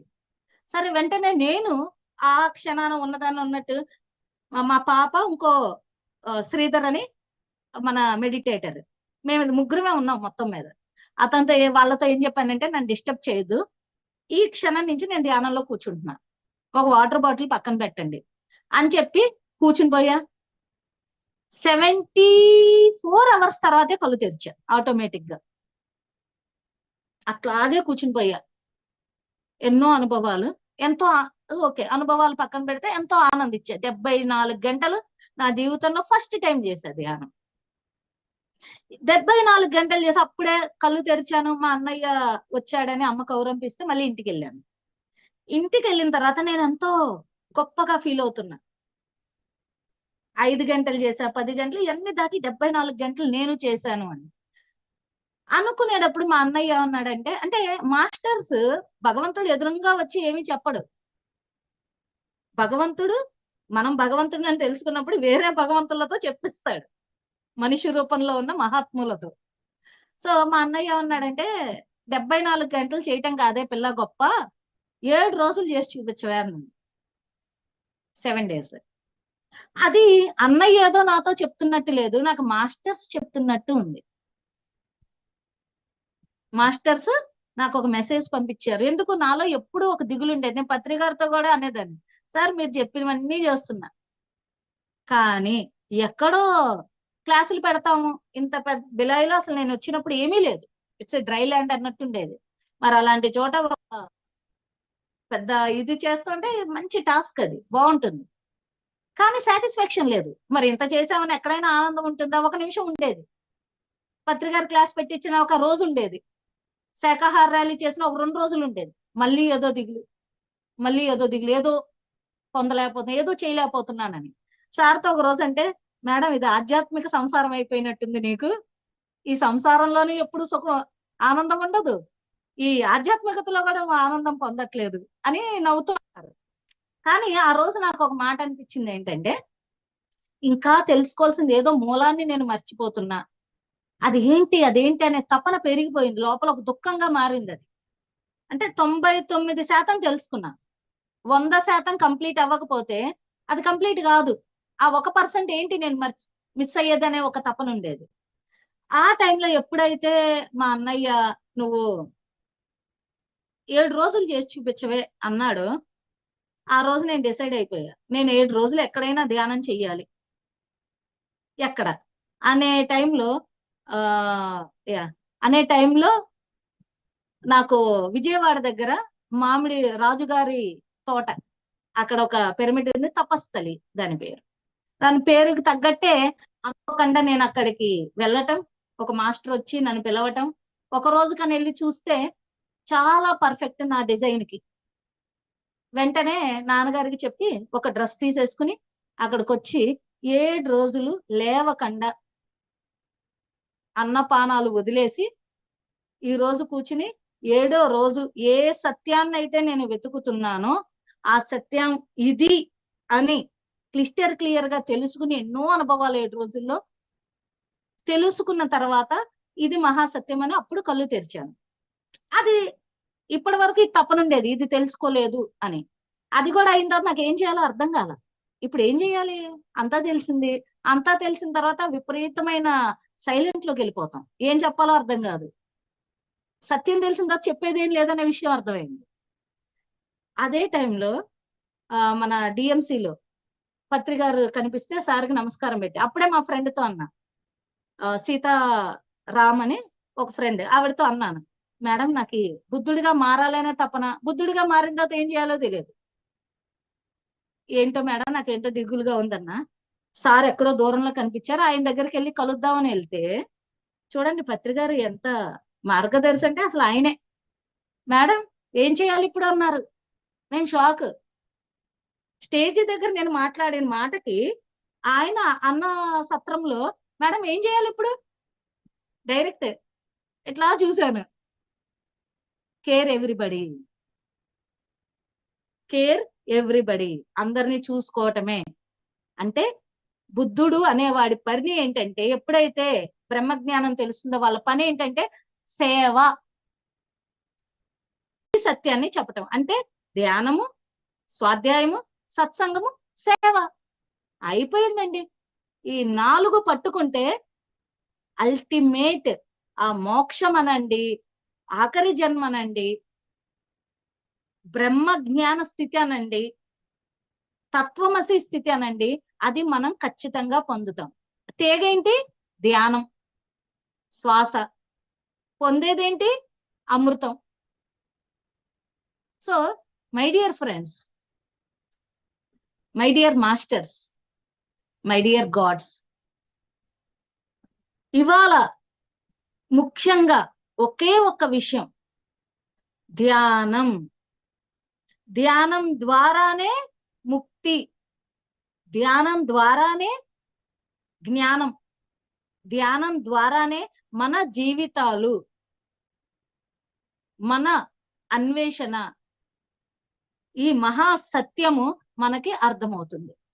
మరి ధ్యానం అంటే మళ్ళీ ఎక్కడికో వెళ్ళిపోవద్దు, వెరీ సింపుల్, శ్వాస మీద ధ్యాస, మనసులోని మౌనం, మాట శూన్యం, ధ్యానం.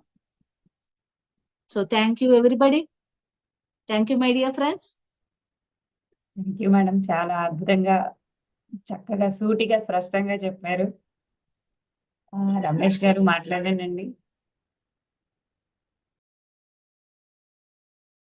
నమస్తే. నమస్తే రమేష్ గారు.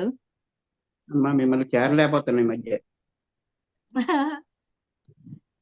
చాలా సంతోషం, ఎందుకంటే మన మాటలు ఇతరుల ప్రభావితం చేస్తాయట. పిఎంసి డిజిటల్లో ఎంతో మంది మాస్టర్లు వస్తున్నారు. ఈ రోజు పత్రిజీ ఆశయాన్ని ఇతర రాష్ట్రాల్లో మన ప్రజ్ఞా పాఠాలు ఎక్కడ అవసరం అక్కడికి వెళ్తారట. అలాగే మీరు వెళ్ళారు, విశాఖపట్నం నుంచి వెళ్ళారు, మచిలీపట్నం నుంచి వైజాగ్ వచ్చారు.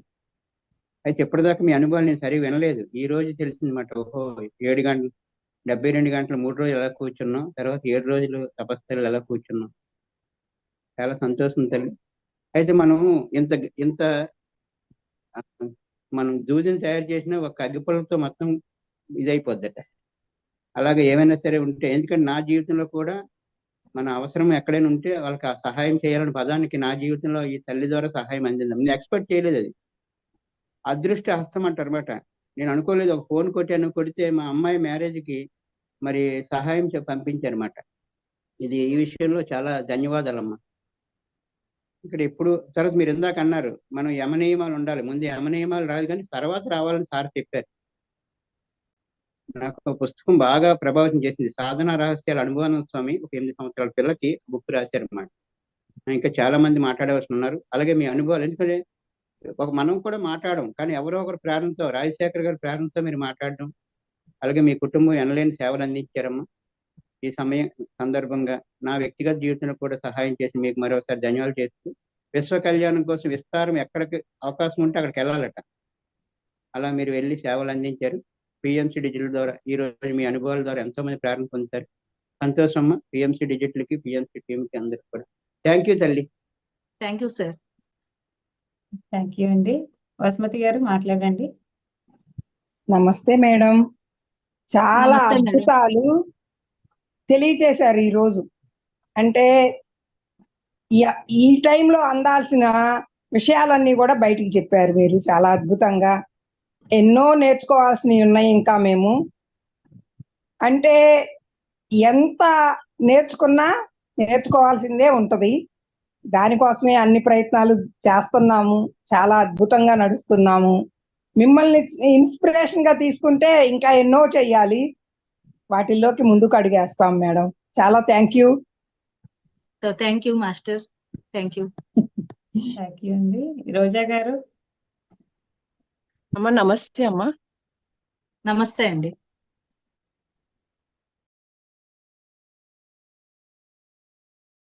లెఫ్ట్ అయినట్టున్నారు. నా పేరు మానస రోజా గారు. అండి. నేను ఇక్కడ కలకత్తాను, ఆ. కరకపూర్ నుంచి మీరు ఆ. చెప్పిందా నేను అంటే మనం ఒకసారి నాకు అర్థమైంది ఏంటంటే, ఒక మనిషిలో మనము మీరు ఆత్మ అనే విషయాన్ని మనం వాళ్ళకి తెలియపరిస్తే చాలు. నేను ఇక్కడ చేసేది ఏంటంటే, మీరు పిఎంసిని సబ్స్క్రైబ్ చేసుకోండి అనే విషయమే చెప్తాను మేడం ప్రతి ఒక్కరికి. అంతే, ఇంకా అది ఒక్కటి చెప్తే చాలు, వాళ్ళు చూస్తే అర్థమైపోతుంది వాళ్ళకు. ఆ బీజం వేసేయాలి మనం వాళ్ళలో, కథం అది చిన్న మొక్కలాగా మొలుస్తుంది అనే విషయం నాకు మీకు ఇప్పుడు అర్థమైంది మేడం. చాలా thank you madam. Wonderful ma'am. Wonderful. Thank you madam. Yes ma'am. Thank you అండి. మానస గారు. నమస్తే మేడం. నమస్తే మ్యామ్. ఇవాళ అసలు మీ వాయిస్ ఫ్లో గాని స్టార్టింగ్ నుండి ఎండింగ్ వరకు కూడా అసలు గంట టైం అయిందా అనేది కూడా తెలియకుండా చెప్పారు. ఇంకోటి ఏంటంటే, మీరు వారం రోజులు ధ్యానమే కాదు మేడం, వారం రోజులు ఇలా సత్సంగం చెప్పమన్నా కూడా చెప్పేస్తారు చక్కగా. చాలా అద్భుతమైన విషయాలు తెలుసుకున్నాం మేడం ఇవాళ. సీనియర్స్ కి జూనియర్స్ కి కూడా అర్థమయ్యేటట్టు చాలా క్లియర్ గా చెప్పారు madam. Thank you. Thank you. Thank you ma'am. Thank you. Thank you అండి. సువర్ణ గారు, చాలా చాలా ధన్యవాదాలు. ఎంతో అద్భుతమైన జ్ఞానాన్ని మీరు పంచుకున్నారు. ప్రతి ఒక్కరికి, అందరికీ నిత్య జీవితంలో పాటించవలసినవి ఏం పాటిస్తున్నావు ఏంటి అన్నది మరొకసారి ఎవరికి వాళ్ళని క్వశ్చన్ వేసుకొని మనది మనం పరిశీలించుకుంటే ఆ జ్ఞానం అంతా ఎలా అందాలి, ఎలా అందింది, మీ జీవితంలో జరిగింది అని చక్కగా చెప్పారు. మీ జ్ఞానాన్ని ఇంకొకసారి పంచుకుందాం. Yes ma'am. సమయాభావం కదా మనకి, అందుకోసం. తప్పకుండా. Thank you masters. మరలా సాయంత్రం 4 గంటలకి గ్లోబల్ మాస్టర్స్ కార్యక్రమంలో మళ్ళా కలుద్దాం. మరో ముఖ్య విషయం, ఎంతో మంది మనకి స్కూల్స్ కి వెళ్ళి, కాలేజెస్ కి వెళ్ళి ధ్యానాన్ని విస్తృతంగా ప్రచారం చేస్తున్నారు. దానన్నింటికి ఈరోజు మరొక మనకి అపూర్వ సృష్టి, డివిఎం గ్లోబల్ ధ్యాన విద్యార్థి మూమెంట్. అది మన పిఎంసి నుంచి ఇంకో యూట్యూబ్ ఛానల్ అండి. ఆ ధ్యాన విద్యార్థి మూమెంట్ లో ప్రతి ఒక్క విద్యార్థికి అవసరమైనవన్నీ దాంట్లో ఉన్నాయి. ఇప్పుడు దాన్ని ఈ రోజు కనిగిరిలో ఉదయం 9 గంటలకి లాంచ్ చేస్తున్నారు. ఆ కనిగిరి చుట్టుపక్కల ఉన్న వాళ్ళందరూ విధిగా ఆ కార్యక్రమంలో పాల్గొనండి. దూర ప్రాంతాల్లో ఉన్న వాళ్ళు మన డివిఎం గ్లోబల్లో లైవ్ వస్తుంది ఆ కార్యక్రమం, దాన్ని వీక్షించండి. మన యొక్క శుభాకాంక్షలు అక్కడ తెలుపుదాం. వీలున్న వాళ్ళందరం వెళదాం. గట్టిగా మన పత్రిక గారి ఆశయం ప్రతి విద్యార్థి జ్ఞాన విద్యార్థి కావాలనేసి. ప్రతి అందరం నిరంతర విద్యార్థులమే. ఇంకా ఇప్పుడు మన ఆశయం ఇంకా ఎంతో మంది స్కూల్కి వెళ్ళి చెప్తున్న మాస్టర్స్, కాలేజీలకు వెళ్ళి చెప్తున్న మాస్టర్స్, కోటి విద్యార్థి జ్ఞాన మహాయజ్ఞం అనేసి ఎన్నో రకాల కార్యక్రమాలు చేసుకుంటున్నాం. ఎన్నో రకాలు ఉన్నాయి. ఆ జ్ఞాన విద్యార్థి మూమెంట్ లో మనం ఎవరెవరైతే ఇది చూస్తున్న వారు, చూడబోయేవారు కూడా, అది వాట్సాప్ గ్రూప్ ఉందండి. ఆ గ్రూప్ లో మీ యొక్క ఆ స్కూల్స్ కి, కాలేజెస్ కి వెళ్ళిన ఫొటోస్ ఆ విద్యార్థులవి తీసుకొని అక్కడ పెడితే మన డివిఎం గ్లోబల్ కమ్యూనిటీలో అప్లోడ్ చేస్తారు. అందువల్ల మరి అది మనకి పుస్తక రూపం ఎలా అంటారో అలాగా యూట్యూబ్ లో కనిపిస్తుంది. మనం ఎవరికైనా చెప్పడానికి, చూపించడానికి కూడా అది ప్రూఫ్ ఉంటుంది అన్నమాట, పర్మనెంట్ గా. ఆ యూట్యూబ్ ఉన్నన్ని సంవత్సరాలు అది ఉండిపోతుంది. కాబట్టి ప్రతి ఒక్కరు, ఎందుకంటే ఇప్పుడు ఇక్కడ చాలా మంది స్కూల్స్ కి, కాలేజీలకి వెళ్ళి చెప్తున్న వారు ఉన్నారు. మనం సమాచారాన్ని నిక్షిప్తం చేస్తున్నాం. ఎవరు ఏది తీసుకుంటారో అది తీసుకుంటారు. తప్పనిసరిగా అందరూ వీక్షించండి. మన పిఎంసి నుంచి వస్తున్న ఛానల్స్ చాలా ఉన్నాయి. మరీ ముఖ్యంగా PMC Telugu, PMC health, Patriji సందేశాలు, ఇప్పుడు మన పిఎంసి డిజిటల్, డివిఎం గ్లోబల్, ఈ ఛానల్స్ అన్ని సబ్స్క్రైబ్ చేయండి. ఎవరైనా చేయకపోయి ఉంటే లైక్ చేయండి, షేర్ చేయండి, బెల్ ఐకాన్ నొక్కండి. బెల్ ఐకాన్ నొక్కటం మర్చిపోవద్దు. అందువలన మనకి నోటిఫికేషన్స్ వస్తాయి మన కార్యక్రమాలు ఏం జరుగుతున్నాయి అనేది. ఈ రోజే మనకి ఇప్పుడు morning session 5 to 7 party masters కార్యక్రమంలో ఒక అద్భుతమైన వ్యక్తిని కలుసుకుంటున్నాం. గ్లోబల్ మాస్టర్స్ కార్యక్రమంలో దేశ విదేశాల్లో విస్తారంగా ఉండి వారి జ్ఞానాన్ని, వారి సమయాన్ని ఇచ్చి పంచుకుంటున్న వారి అనుభవాలు తీసుకుంటున్నాం. రాత్రి 8 నుంచి 9 వరకు మన క్రిస్టల్ ప్రదీప్ గారి యొక్క జ్ఞానాన్ని తీసుకుంటున్నాము. ఇలా మనం ఎన్నో కార్యక్రమాలు చేసుకుంటున్నాం. బెల్ ఐకాన్ నొక్కటం అనేది ఎంత ఇంపార్టెంటో అందుకోసం ఈ కార్యక్రమాలన్నీ చెప్పడం జరిగింది. అందరూ విధిగా బెల్ ఐకాన్ నొక్కండి, లైక్ చేయండి. ఈ వీడియోని మరలా ఇంకొకసారి చూసి షేర్ చేయండి. సమయం విలువైనదే. ఇంకొకసారి చూడటం, ఇప్పుడు వినటం ఇలా అనుకోవద్దు. మనం ఎన్నో ఈ ఫ్లోలో ఎన్నో మరలా తట్టి లేపే విషయాలు ఎన్నో వస్తూ ఉంటాయి. అందుకోసం మరొకసారి చూడమని చెప్తున్నానండి. అందరికీ ధన్యవాదాలు. థ్యాంక్ యూ అండి. సర్వ ప్రాణికోటి సుఖినో భవంతు.